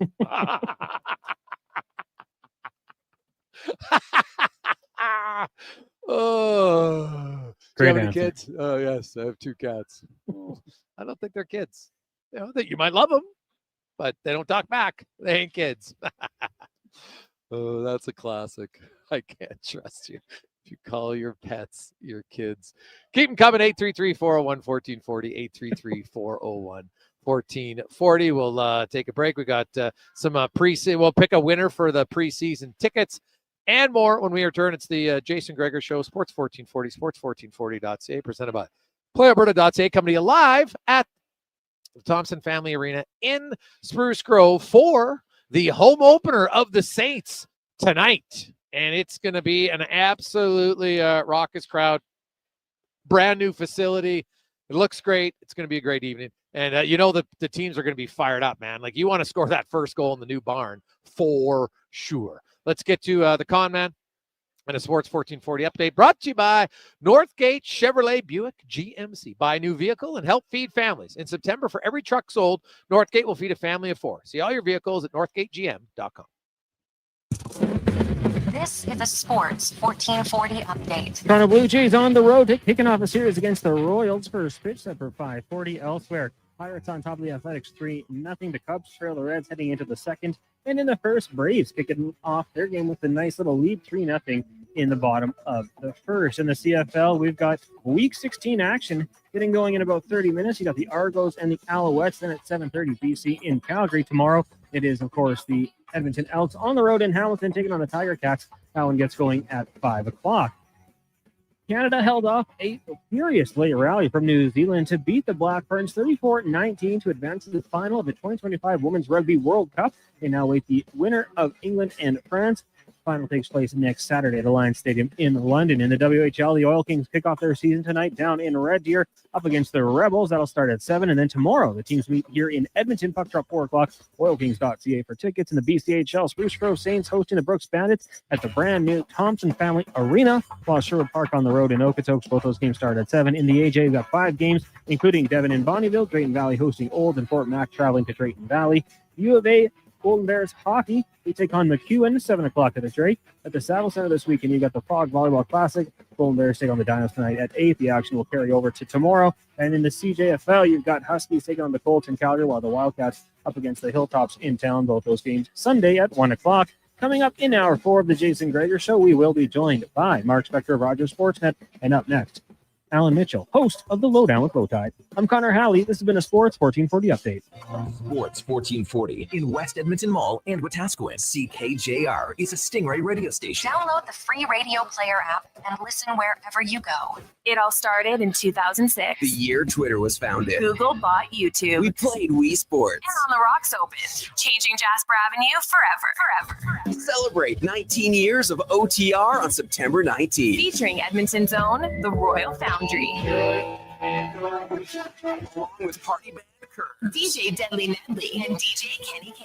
Edmonton's biggest party started in 06 and is still rocking harder than ever. See you September 19th. On the Rocks. Jasper Ave and 118. Is your company drowning in paperwork and administrative tasks? Do you need more data to make better decisions? Nectar.io is your company's all-in-one solution for fleet and materials management, safety, time cards, and GIS-based project management. Now is the time to capture and transform field, site, and shop data into boardroom-level business intelligence, all with one login. Visit Nectar.io to book a demo today. Nectar.io, your business made better. The Bricks semi-annual sale is on now. For 4 days only, save 60% off Friday. Buy the matching Love Cedar chair, up to 30% off bedroom and dining furniture, and up to 50% off mattresses. Plus, get up to an additional $400 credit to spend on pillows, linens, or accessories. And when you buy more, you save more, up to 15% off select major appliances. Some exclusions apply. See in-store for details. The Bricks, saving you more. Edmonton's go-to station for all things sports is Sports 1440. From Low Tide to Kevin Carrius and Jason Gregor, we deliver the latest on your favorite teams. Tune in 24 hours a day, 7 days a week to Sports 1440.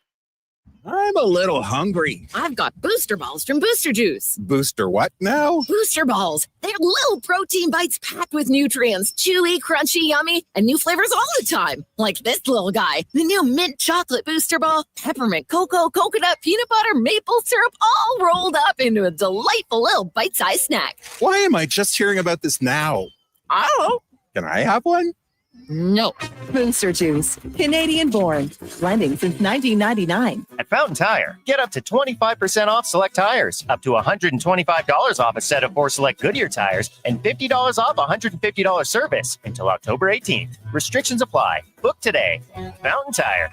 We're on this road together, Canada. Whether you're a craft beer connoisseur or more of a wine aficionado, there's always something new to discover at Sherbrooke Liquor, a unique, family-owned, independent liquor store. The selection? Incredible. The non-alcohol section is also very impressive. Sherbrooke Liquor, expert, knowledgeable staff with a passion for unique finds. More than just a liquor store, we're a community. Alberta's best, the one and only Sherbrooke Liquor. Wine, spirits, and oodles of beer. Visit SherbrookeLiquor.com. They sure saw you coming. You went in for about $200 in auto service, and by the time Johnny Slick out front was done telling you everything he thought you should have replaced, you got hosed for $3,000. Big Toy Shop won't lie to you, inflate your bill, or waste your time. You'll know exactly what your service actually costs and when it's going to be done. Take your ride to Big Toy Shop, 8315 Argyle Road, 780-298-2797. Work never gets done by standing around. You have to put your words into action. And that's exactly what GS Construction does every single day. Our priorities are safety first, quality second, efficiency third. GS Construction works hard. It's true. But first comes the care, the planning, and the people. Underground infrastructure isn't just about machines and trenches and some traffic inconveniences. It's about doing things right. Find out more on what we do. Visit gsconstruction.ca.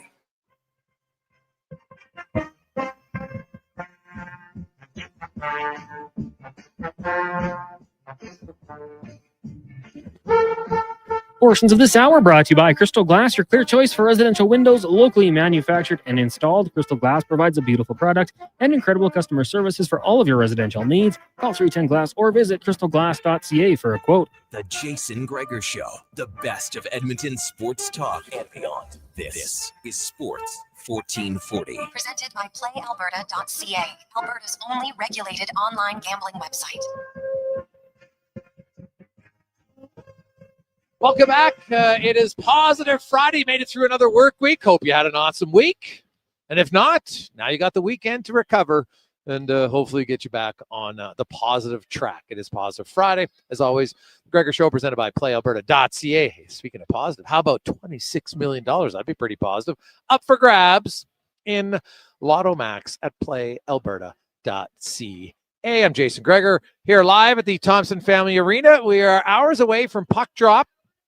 Just actually under 2 hours away from puck drop in the Saints home opener and the arena opening tonight here. It's fantastic. It's a beautiful facility. So if you can't make it tonight because the tickets are done, you will get games in the future, and you're going to absolutely love it if you're a hockey fan in Spruce Grove and area. So check it out sometime this year for the Saints. Now let's get around the NHL, brought to you by McDonald's, and stop in at McD's, because you know what? Doesn't matter if it's early in the morning, at noon, maybe in the evening. Some of you love your coffee. Well, a great premium roast coffee for only $1 all day, every day, starting at McDonald's. As we are joined by the Anze Kopitar. He's not giving you a big announcement. It's like 12 hours as Low Tide on a show at 1:48 today announced that he needs Monday off because he's getting married tomorrow. Al, congratulations. How you doing? I'm good. I told Connor I'd only take the half day off, but he gave me the full day. Appreciate it. Well, that's good. Well, yeah, who would want to only work 1 hour of the show, Al? That's, which hour would you have chosen to work? That would have been the real question. That's true. Yes. Well, Al, let's talk. Let's start with the green and gold. Obviously a disappointing loss, but there's lots of positives about it. I'm curious to see if they finally go away from their attempt to be a power blocking team, because their O-line's not built to be power blockers. They are much more of a team that I think can do more slide blocks, some more screens and stuff. And I think if they do that, they'll have more success. Yeah, and I think they are. We talked about it on Monday. I think offensively, the play calling is a little vanilla sometimes. Not always, but just a little bit. And you know, if you change it up a little bit, then it makes it more difficult for the other team to kind of predict or play call against you. And I think that if the Elks are a little more unpredictable, chances are that the plays they run that are straight up plays will have more success, because the defense may be cheating for what they don't know, as opposed to what they're pretty sure of. Yeah, no, that's totally fair. The Tiger Cats, obviously, Bo Levi and Mitchell, they came in here, they won a game, and that was another game, funny enough, that the Elks kind of lost themselves when they dropped the ball in the end zone late in that game. Where do you come out on Fajardo? Do you need to see him take a few more 50-50 balls, kind of gun something in there? It seems like he completes a lot of the passes, but then if something's kind of open but he's not secure, he'll just take a sack, and that was crushing him last game. Yeah, and I think that the not like every play. I mean, I watched Ralph Brock when he threw 2 long bombs and they punted. He did that for 2 years when he came into the league. You don't need to do that, but there are points in the game where taking a chance is how you win. Some of the great football games ever have been won because a team decided, okay, you know what? Everybody's kind of lulled to a false sense of security. I'm going to make a throw that is a 50-50 ball, and I'm going to count on my ability and the ability of the receiver to make that play. You can't play it safe all the time, because that means you're not the creativity isn't there and the belief in yourself isn't there. And Fajardo's a veteran guy. They've got to get more yards, down the field, I think, passing wise. And however they do that doesn't really matter, but that's one way to do it. Switching to the orders, Al, the Zach Hyman injury, 2 ways to look at it. Obviously, it's disappointing, but it creates openings, specifically 5-on-5 with McDavid, and then another net front presence on the power play. I don't know if there's one guy that's going to do both. Might have different guys. So who would be your first? Let's start with the 5-on-5 winger. Which one do you think is going to get the most time in that month of October with McDavid on the right side? Well, you've got me curious about Tomasek, just because of it. Like, I know you've written and talked about his shot, and that might be a real addition to that line. I've always liked Frederick. People didn't see him in Edmonton the way he can play. I'd love to see him there. I don't think he will get that job, but I'd love to see him there. Savoy is apparently playing brilliantly well. I'd like to see at least a little bit of him in the preseason there. And then after that, you've got all kinds of veteran options. I wonder where they're going to play Adam Henrique. If Frederick is going to play center, which may happen, then where do you play Frederick? So they've got some options, and of course they also have Nuge, who's sort of the utility guy on a top line or on the third line. So they've got some options. I'm curious about, you've got me interested in Tomasek just because of the shot. Yeah, well, he's big body. And I wrote the article today at Oilers Nation, and I was looking at, who are the best candidates for, but who's had success playing with McDavid? Obviously, we know Pat Maroon did for a short period of time and never really, recaptured anywhere else. Zach Hyman's had success, a lot of it. He actually has the most 5-on-5 goals in Edmonton the last 3 years, right? And he's, 6'2", 210-pound guy, straight line player, very good at retrieving pucks, fast skater. Now, Maroon wasn't, overly quick, but he was really good in board battles, right? And big in front of the net. And the other guy, Al, for the calendar year of 2019, Zach Kassian was a top line right winger at 5-on-5. He was 13th in the entire NHL in those 82 games in goals, tied with Pasternak and Huberdeau and Kyle Connor, for goodness sakes. And then he had 45 points. Like, he was great 5-on-5. And what was he do? Big body, straight line player. Now, it didn't last, and the Oilers don't need it to last all year long, although it'd be a bonus. And so to me, Tomasek and Frederick fit that bill, because Frederick's a big body who skates up and down. Tomasek, a bigger body. I don't know if he's as physical as those guys. I don't know how his board play is, But I see the size, and bigger guys seem to create a little bit more space for McDavid. Yeah, and I think that that's a point well taken. You know, you can have high end skill guys with McDavid, but guys who play a simple game and Maroon's thing was, I mean, people indicted him a king, but two things that happened for him was Lucic did not play well with McDavid at 5-on-5, and then Maroon just learned to go to the net, and he could win some battles along the wall, and he was tough, but he played a really simple game with McDavid, and I think Frederick could certainly do that, and I'm curious about the shooter in the Swedish scorer too. I think that would be, this is an opportunity that nobody wants the Hyman injury to be there, and everybody wants him back. But this is an opportunity to experiment. It'll be interesting to see what Chris Knoblock, runs with here in the first part of the regular season. Yeah. Now, what about the net front presence on the power play? Well, they've got some big guys. Frederick for me is a bigger guy. Podkolzin's a bigger guy who has the really good hands. Because the net front presence, people talk about always blocking out the sun and tipped off them, but sometimes there's just pucks lying there. And you want somebody with quick hand, who has size and has quick hands. So they've got some candidates. I don't know who's going to end up with that job, but you want somebody who's fearless and can find the puck in tight spots and make a quick play. And those are important goals that you score. They used to call them garbage goals, but they're important. Some people don't like my suggestion, Al, but my suggestion would be Adam Henrique. He's done it the most. He's had success on the power play. He's had 9 years of averaging over 2 minutes a game on the power play. And now he's been on power plays that, didn't have McDavid and Draisaitl and others. And he's better around the net, right? Like, I look at Ike Howard, I'm like, could he be a power play guy? Sure, but he's not a net front presence player. Matt Savoy's not a net front presence player, right? Frederick, sure. Tomasic, maybe. But even him, like when I watched him and Podkolzin, when Podkolzin was in Abbotsford and Tomasic was in Europe, those guys actually had really good one-timers. They were more in the shooting position.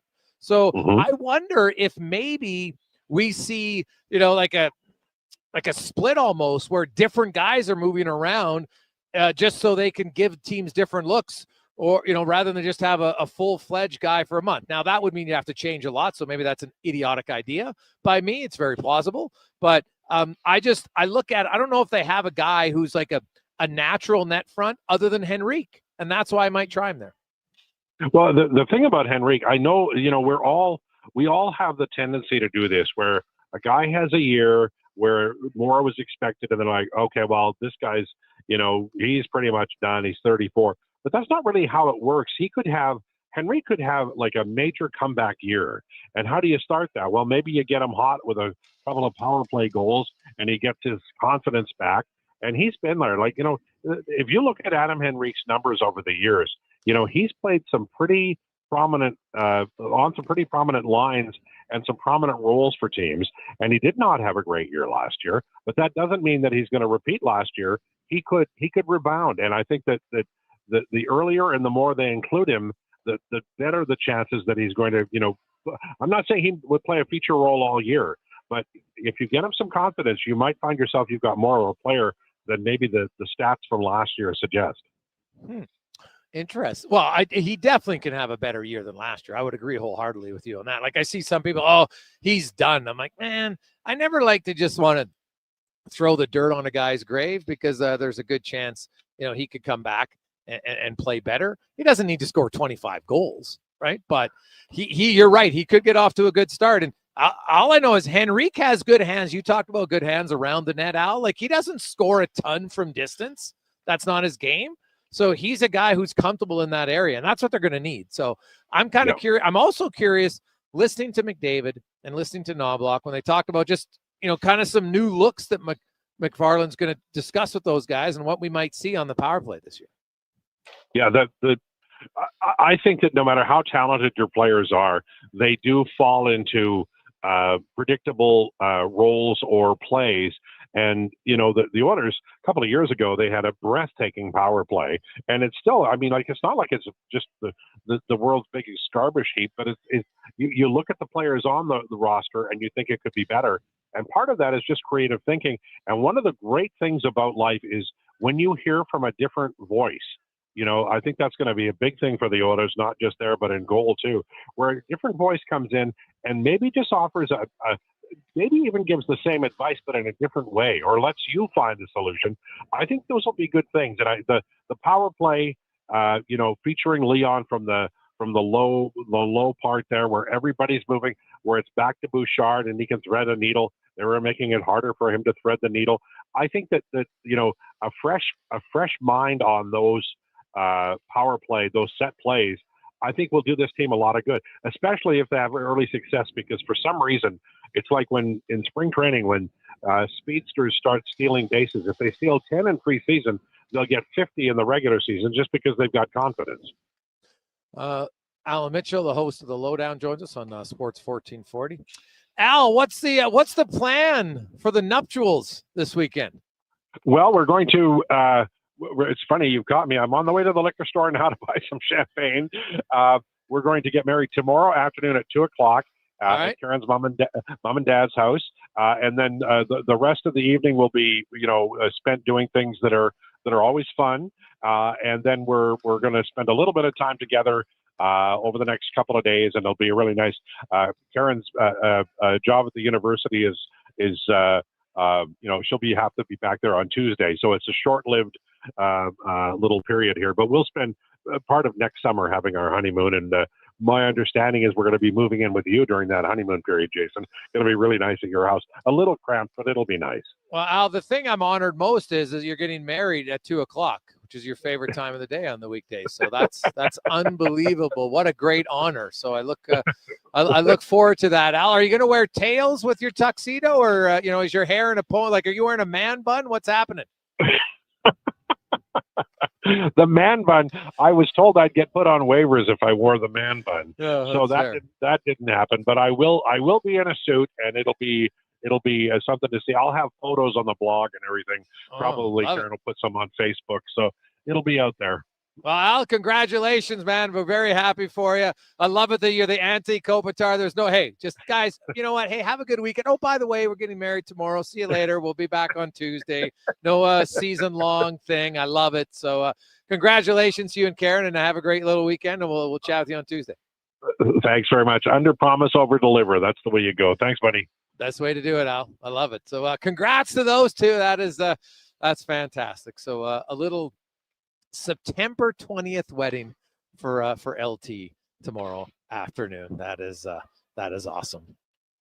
We'll take a quick break. We got Spec coming up and more. We are live at the Thompson Family Arena here in Spruce Grove.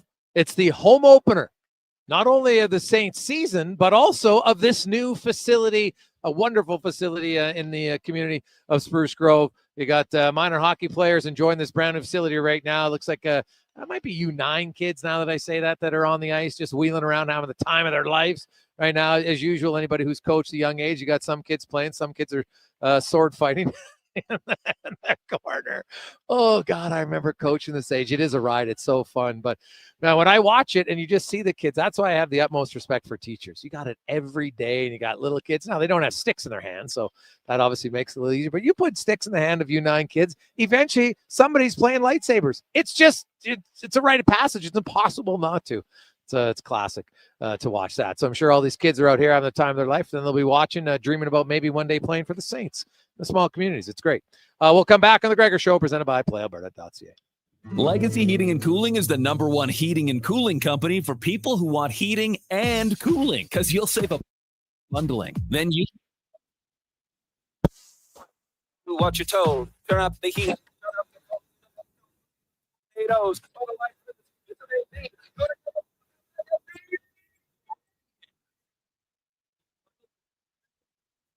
Today.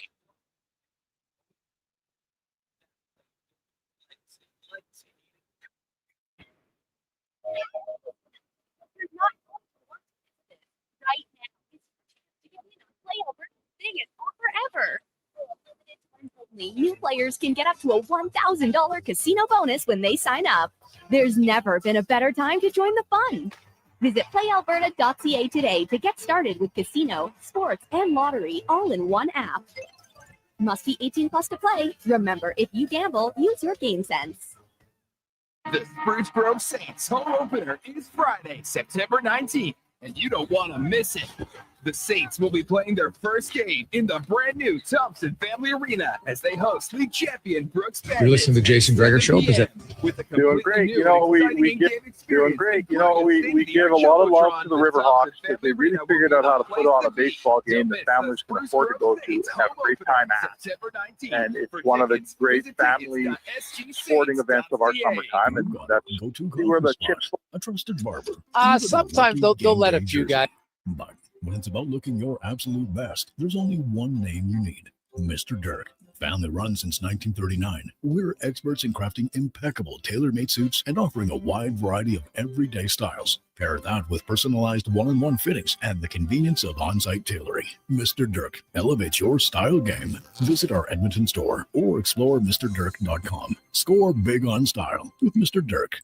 Excavators, loaders, lifts, compaction equipment, and more. Find the XCMG construction equipment you need. Available for rental or sale at Japa Machinery Group. Japa, helping build Alberta from the ground up for 50 years. Visit japamachinery.com. Yeah, can I get a... yes. A common reaction from a veggie lover. Always scanning, searching, longing. But wait, what is this we see? The new McVeggie, now at McDonald's. What's better than a family reunion? Getting the family discount. At Nisku Ford, you're not just a customer, you're part of the family. And we believe our family deserves the very best. Our legendary employee pricing has been held over into September. So if you just got back from summer vacation, you can still get the Ford you want with exclusive deals reserved for our closest kin. The coffee's on. Drive into Nisku Ford or visit niskuford.ca today. Above expectations. Hi, I'm Jeff Davison, CEO of the Prostate Cancer Center. September is Prostate Cancer Awareness Month. Here in Alberta, 1 in 6 men will be diagnosed with prostate cancer. But if caught early, it's one of the most treatable forms of cancer. The Prostate Cancer Center is committed to saving lives by providing free PSA blood testing on our man van, Alberta's only mobile men's health clinic. This September, talk to the men in your life about getting checked for prostate cancer. A simple blood test could save a life. Visit getcheck.ca to find a clinic near you.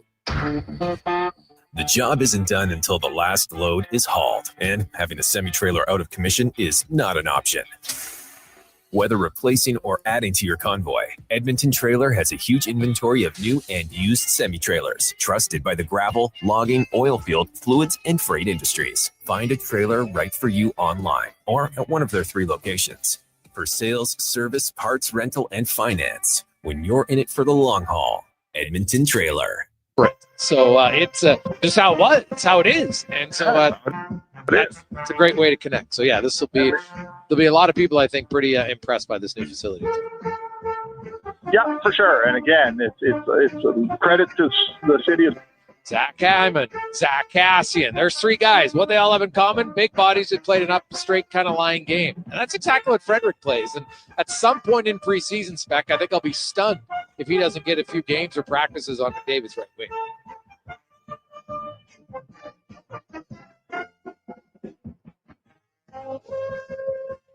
Portions of this hour brought to you by Harley Davidson of Edmonton on the Yellowhead Trail, locally owned and operated by the Kent family and celebrating 45 years. See all their great bikes at htedmonton.com. The Jason Gregor Show, the best of Edmonton sports talk and beyond. This is Sports 1440. Presented by game like that. How about that? Is that fair? Alberta's only regulated online gambling website. 28, welcome back.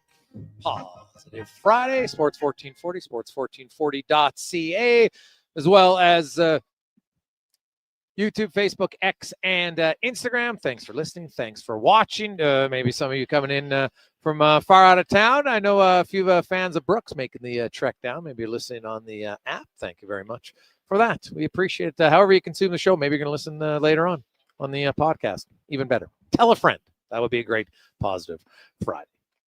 Also, congratulations, Josh. Josh has the tickets. He's going to the preseason game Sunday. It's a 6:00 start for those who are planning to go. And I think it's going to be on Orders Plus.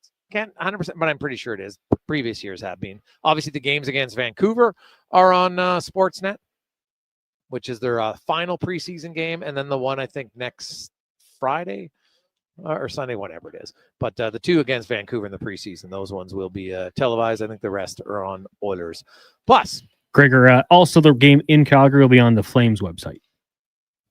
Oh, okay, yeah, because there'll be the two games at once. So I know you diehard. Some of you are going to be having two screens going on just to watch both. So good for you. Get into it. I love it.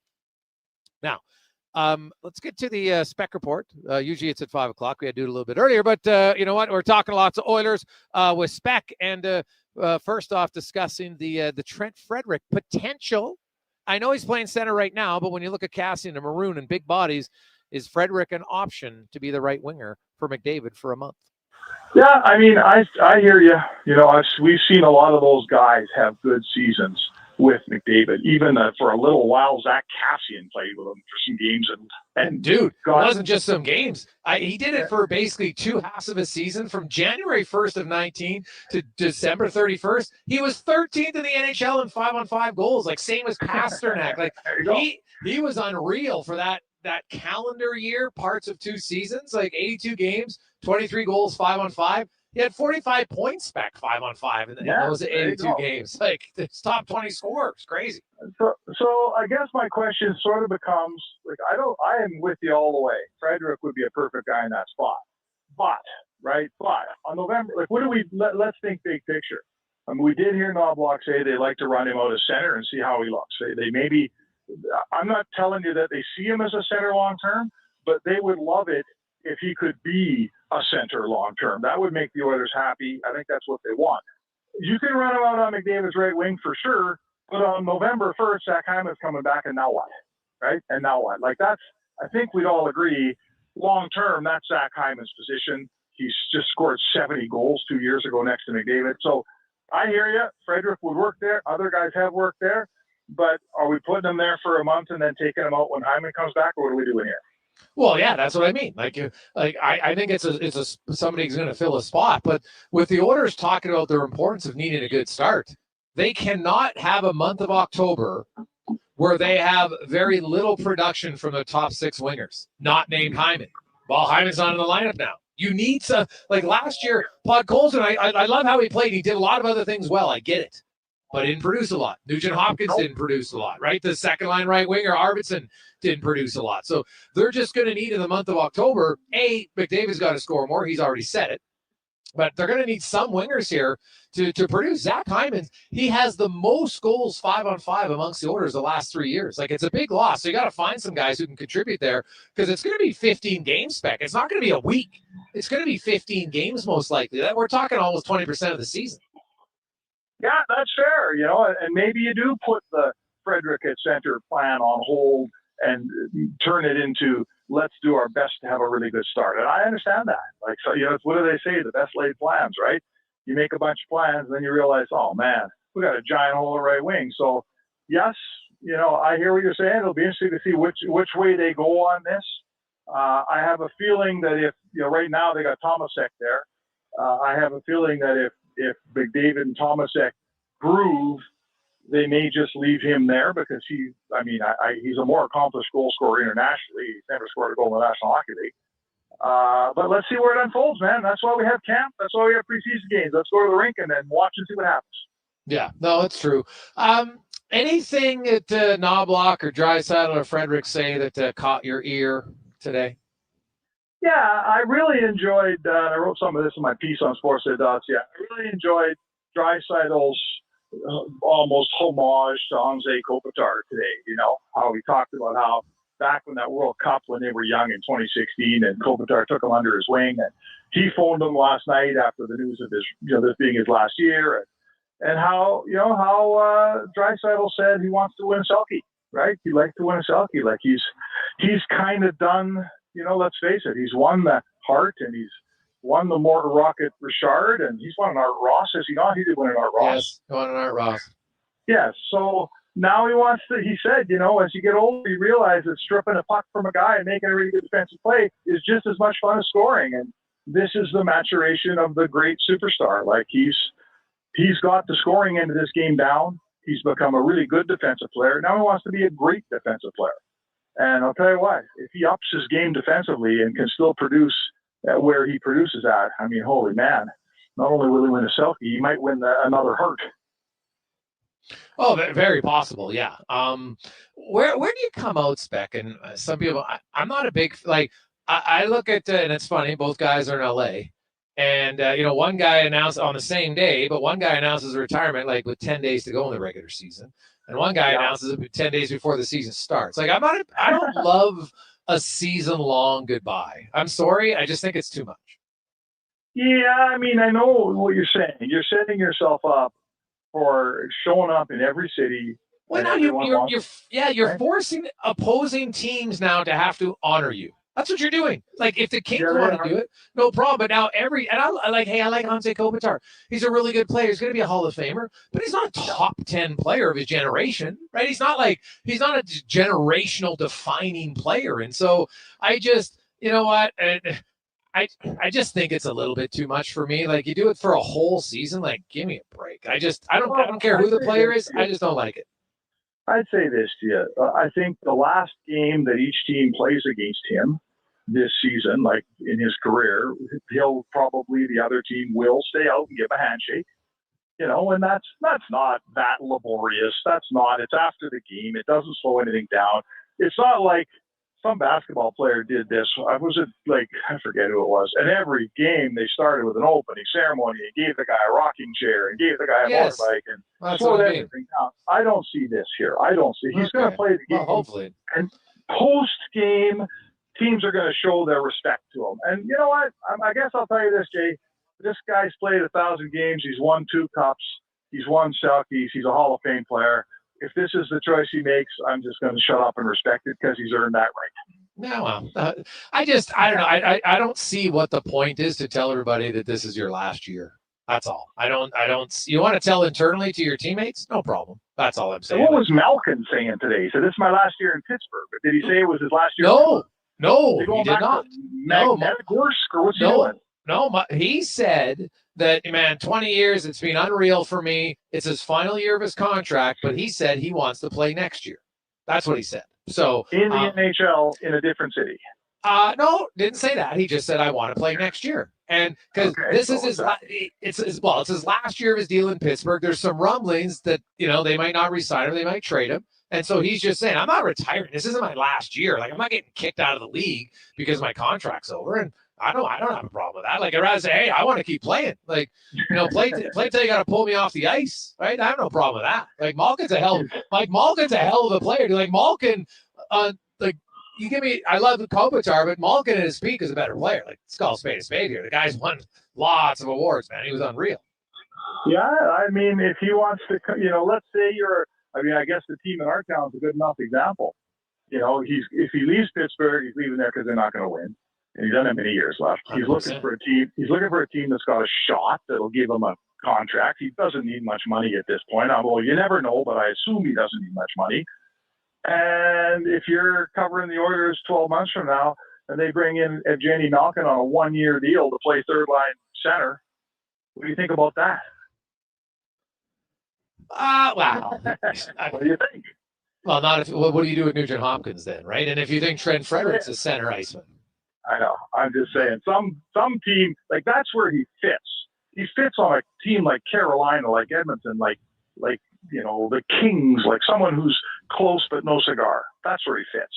So I don't know. Let's listen. There's another guy. He's played 20 years in the league, man. He's got the right to go wherever he wants, and if he wants to keep on playing, and someone's going to keep paying him, baby. I mean, I'm still in the business because people are still paying me. Oh no, I have no. Somebody's going to say about it. I think somebody's going to sign Malkin if he wants to play again. I don't think, especially because, you know, his contract's going to be a lot lower than what he's making right now. There's no doubt about that. So, you know, we'll see kind of you know, where it pans out from there. So, I look at at the Oilers, and they are going to have the split squad game. Might be the last ever split squad game, Spec, because next year there's only 4 preseason games, and I doubt we'll knock off 2 in one night. So this could be and I'll tell you right now, I'll be cheering somewhere that it is the last split squad, and it's the last time of 8 preseason games. It's going to be unbelievable, buddy. I'm like dancing excited for the final ever 8 preseason games. I know. I mean, the split squads are always, generally speaking, the home team's good and the visiting team's filled with rookies. So, hey, listen, let's get through this. I'm all for it. Like when you say, let's get from 8 to 4 preseason games, I am 1,000% on board with that. So, let's start though. I am looking forward to Sunday night. Let's watch a hockey game. I'm not sure who's going to play in it, but because there's 2 games, you usually get a little bit better team at home in Edmonton because there's only so many guys. So, there's some guys you want to see. Let's start seeing guys like Thomas Eck play games here. That's what interests me. Do you get any sense of who's going to play on Sunday yet? No, I don't have a clue. They're having a scrimmage on Saturday, like an Edmonton Oilers scrimmage. Yes. Yeah. They used to do the Joey Moss Cup. They don't do that anymore. That's right. I'm here to tell you, they know who's playing Sunday and who's going where. Chris Knoblock's going to coach in Edmonton. He's not going to Calgary, but probably the Baco guys are. But no, they have not released the roster, and I have not gone into any great service to figure it out. Well, actually, I think, Spec, usually what happens is the one of the Oilers assistant coaches the team. Okay. Calgary. That's how it's like Glenn Galton used to do it all the time. So you know what? I stand corrected. Paul McFarland told me he's going down there. So you're right. Yeah, you are right. So they'll do that. I do know that when I golfed at the Oilers tournament on Tuesday, I was talking to Stan Bowman. He didn't go to Calgary last year, but he's going this year. So he'll go down there and some of the other guys will stay here. They always split it up, which is fine. And the funny thing is, you can look at it strategically. The Calgary home team is going to have more NHL players. That's just how it works. Just like Edmonton's going to have more NHL players at home for their fans. If there's certain guys that you want to test, you put them on the road game. Yeah, for sure. The competition will be tougher down in Calgary if you're in Edmonton Oilers. That is fair. So, it's pretty early. I think we're also at that stage where there's certain players where you say, look, this guy's not going to make the Oilers, but we want to get him a game. These are the games you get that guy, whether it's Seth Griffith or a guy like that.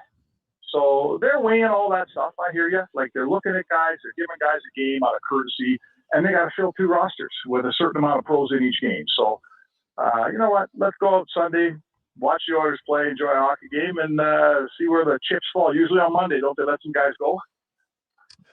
Sometimes they'll let a few guys go after that first one for sure. Some guys, Lafreniere maybe go back to junior, get him playing games. We all know he's not playing the NHL this year. He's not even playing in the minors. So yeah, usually they'll set a few of those guys going because I look at it, the Oilers healthy forwards. I think there's 30 right now because there's no Hyman. Nickel's already gone home. And so he's not here, so that's down to 31 because there was 33 in camp. And then I didn't see if James Stevens skated today or not, but he might not be ready to play. So that means there's really only 6 guys who won't play amongst the forwards in either one of those 2 games, right? So they need a lot of the bodies. So most of the guys, most of them might get a game in, maybe because I know McDavid, maybe he plays in one of the 2 games, but it's not a guarantee. They might rest some of their veterans. We'll see. Yeah, I don't need to play McDavid or Draisaitl in a game where the other team might have a bunch of, a couple of minor league guys that maybe just aren't careful enough. They're trying to make a team and they're throwing their body around, they're running around and they're all excited. And, I'm not telling you they're going to go and hurt McDavid on purpose, but I guess I am saying that sometimes you might be putting him in harm's way in a game like that. How about that? Is that fair? Potentially. But hey, they got to play preseason at some point. A different time. I'm trying to think when was the last time that there was a major injury in preseason. I'm sure there's been 1 or 2, and sadly, somebody's going to get injured at some place across the league. It's just, could be a freak accident. It just happens. The players here at the Thompson Family Arena in Spruce Grove are starting their off-ice warm-ups. Lots of hoots and hollering, as is normally the case at the junior level. We'll take a quick break and come back and wrap things up. It's the Jason Gregor Show presented by PlayAlberta.ca. Alberta's only regulated online gambling website where 100% of the revenue stays right here in the province. PlayAlberta.ca. It all started in 2006. The year Twitter was founded. Google bought YouTube. We played Wii Sports. And On the Rocks opened, changing Jasper Avenue forever. Celebrate 19 years of OTR on September 19th. Featuring Edmonton's own The Royal Foundry. With party band DJ Deadly Nedley and DJ Kenny K. Edmonton's biggest party started in 06 and is still rocking harder than ever. See you September 19th. On the Rocks. Jasper Ave and 118. That's the sound of the Harley you've been dreaming about. And this is the sound of opportunity knocking. And it's coming from Harley-Davidson of Edmonton. Our end of season sale is on, and we're clearing the floor with unbelievable prices on a huge selection of pre-owned bikes. This is your moment to own the legend. Find your dream machine at Harley-Davidson of Edmonton on the Yellowhead Trail. Locally owned and operated by the Kent family and celebrating 45 years. The Bricks semi-annual sale is on now. For 4 days only, save 60% off sofas when you buy the matching love seater chair, up to 30% off bedroom and dining furniture, and up to 50% off mattresses. Plus, get up to an additional $400 credit to spend on pillows, linens, or accessories. And when you buy more, you save more. Up to 15% off select major appliances. Some exclusions apply. See in store for details. The Brick, saving you more.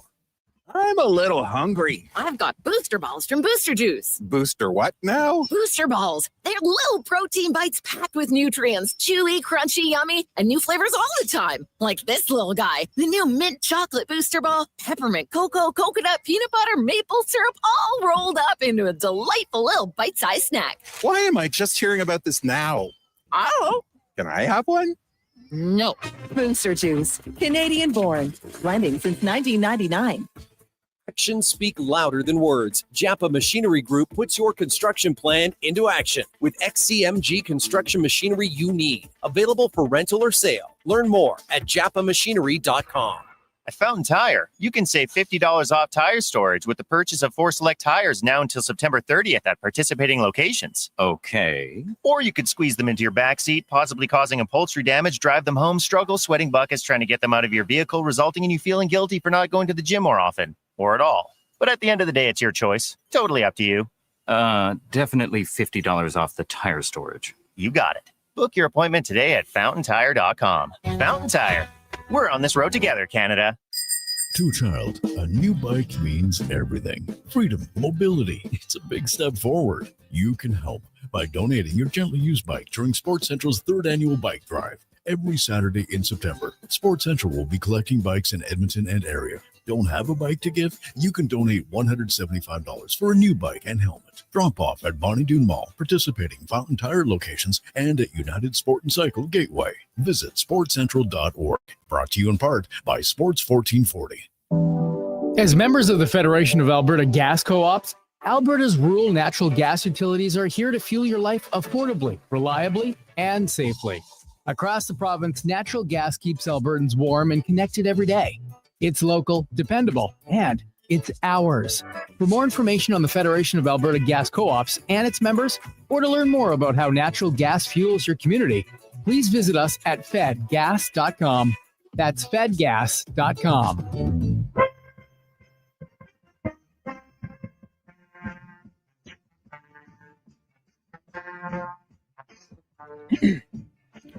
Portions of this hour brought to you by EUL. Get your power play amped up with EUL, supplying the City of Champions and Alberta with quality electrical gear since 1975. EUL.ca is your partner in power. Touchdowns and home runs. Get it all with the Jason Gregor Show on Sports 1440. Presented by PlayAlberta.ca, Alberta's only regulated online gambling website. Well, it's a Friday. We're wrapping things up. It is the Gregor Show presented by PlayAlberta.ca, your one-stop shop for casino, live dealer, games, and more. Check it out at PlayAlberta.ca. And when you're there, $26 million up for grabs tonight in Lotto Max. Get your tickets. Jason Gregor. I am live on location at the Thompson Family Arena in Spruce Grove as the Saints are set to drop the puck their second season in the BCHL. Got a lot of new faces looking for that. A good year last year, looking for a better season this year. They open up against the Brooks Bandits tonight in what's going to be a sold-out arena. Brand new arena tonight, the first game here for the Saints at this rink. And, man, people are excited. They're already wheeling in. Puck drop just after 7 o'clock. Tonight, Elks in action tomorrow in Hamilton. That'll be 5 o'clock for those who want to watch. Conman, where is your watch party tomorrow? Tomorrow, heading out to Castlewood Pub for the watch party. Should be a good time. Good pizza out there. Those looking for the location, 146th Street or Ave and 50th Street Northwest. So good pizza. It'll be good drinks, great prizes, and hopefully a win. Did you just say it's no 50th Street is northeast, my man? That's the east side of Edmonton. If it's 50th Street. Well, Northwest first, Southwest or whatever, like if you're north, you call it Northwest. What? You know what I'm saying? No? No, I don't know. That's the official address. Oh, okay. Well, that's a weird address because if it's on 50th Street and 146th Avenue, that's the northeast part of Edmonton. Northeast Edmonton, but with the address, you say Northwest now. And then if you're, I don't even know, like Ellerslie, it's like south. Yeah. We have too many streets now. Yeah, let's not confuse them. We know where that is, right? It's only those south. There is I know there's 2 41st Avenues. That's the weird part now in Edmonton. So anyway, we know where to get to the con man. George Springer on his birthday with a leadoff home run. The Jays are up 1-0. And hey, don't look now, but the Detroit Tigers are floundering. They're 3-7 in their last 10. And they're getting pounded 6-1 in the bottom of the fourth tonight against Atlanta. Other games that interest the Jays, the Orioles are up 1-0 against the Yankees. You also have, those are really the only two. Those are the only teams that have any chance, I think, of catching Toronto. And Toronto would really have to flounder to make that happen. So their magic number is 3. The Guardians continue to win, but the Guardians, who are in Minnesota tonight, and they're just in warm-up. They're taking on the Twins. But Jays, hey, just take care of themselves. I got a guarantee to make the playoffs is win 3 of their final 9 games, which I think we'd all agree is very, very doable. But you win 5 of those games, and you're pretty much probably punching your ticket to finishing first in the AL and getting a bye, which would be great. Oilers preseason action on Sunday. It's the double dip. They will be in Calgary and in Edmonton. Both games. So the split squad don't know who's playing where yet, but majority of the forwards, there's only 6 forwards who won't play. And then when you look at how many veterans you need at each place, could we see McDavid on home ice? I think if you see one of McDavid, you're probably going to see Draisaitl as well, because it just gives them a chance to work on the power play together. That's kind of how I would see it. Hey, guys, far southeast Edmonton, but the center of the quadrant. Yeah, sure. But, hey, Gregor, it's northwest. It works on a grid system. Northeast is Ardrossan. What? Ardrossan's not Edmonton. I said northeast Edmonton, not northeast of Edmonton, northeast Edmonton. Yeah.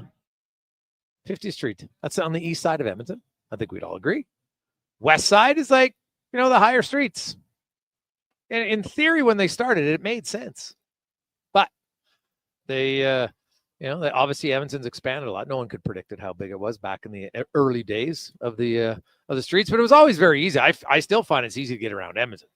The streets run from east to west, and then the avenues run from south to north. I always found it was a pretty easy place to get around. Now that it's expanded more, it's a little bit harder because now there is 2 of the lower avenues, right? Because it's on the south side, it goes down and then it goes back, starts going back up. Eventually, who knows when you get to the airport and you'll be at 200th Avenue out there. Well, probably even more than that. 41st Ave is just south of where it is now. A few quick texts to wrap things up. 833-401-1440, 833-401-1440 in our inbox. Except Mill Woods, guys. Terrible in there. Well, you're right. Some of the streets can be a little messy. But nowadays, honestly, it would be impossible. Kids now, they have no idea. You don't have a map in your car, right? You put your phone in your car, you could find anything. It finds it for you. Cons, when you were young, you had to look at the map, right? You kind of had to figure things out. Oh, MapQuest? Did you ever use that website? You're printing off all these directions?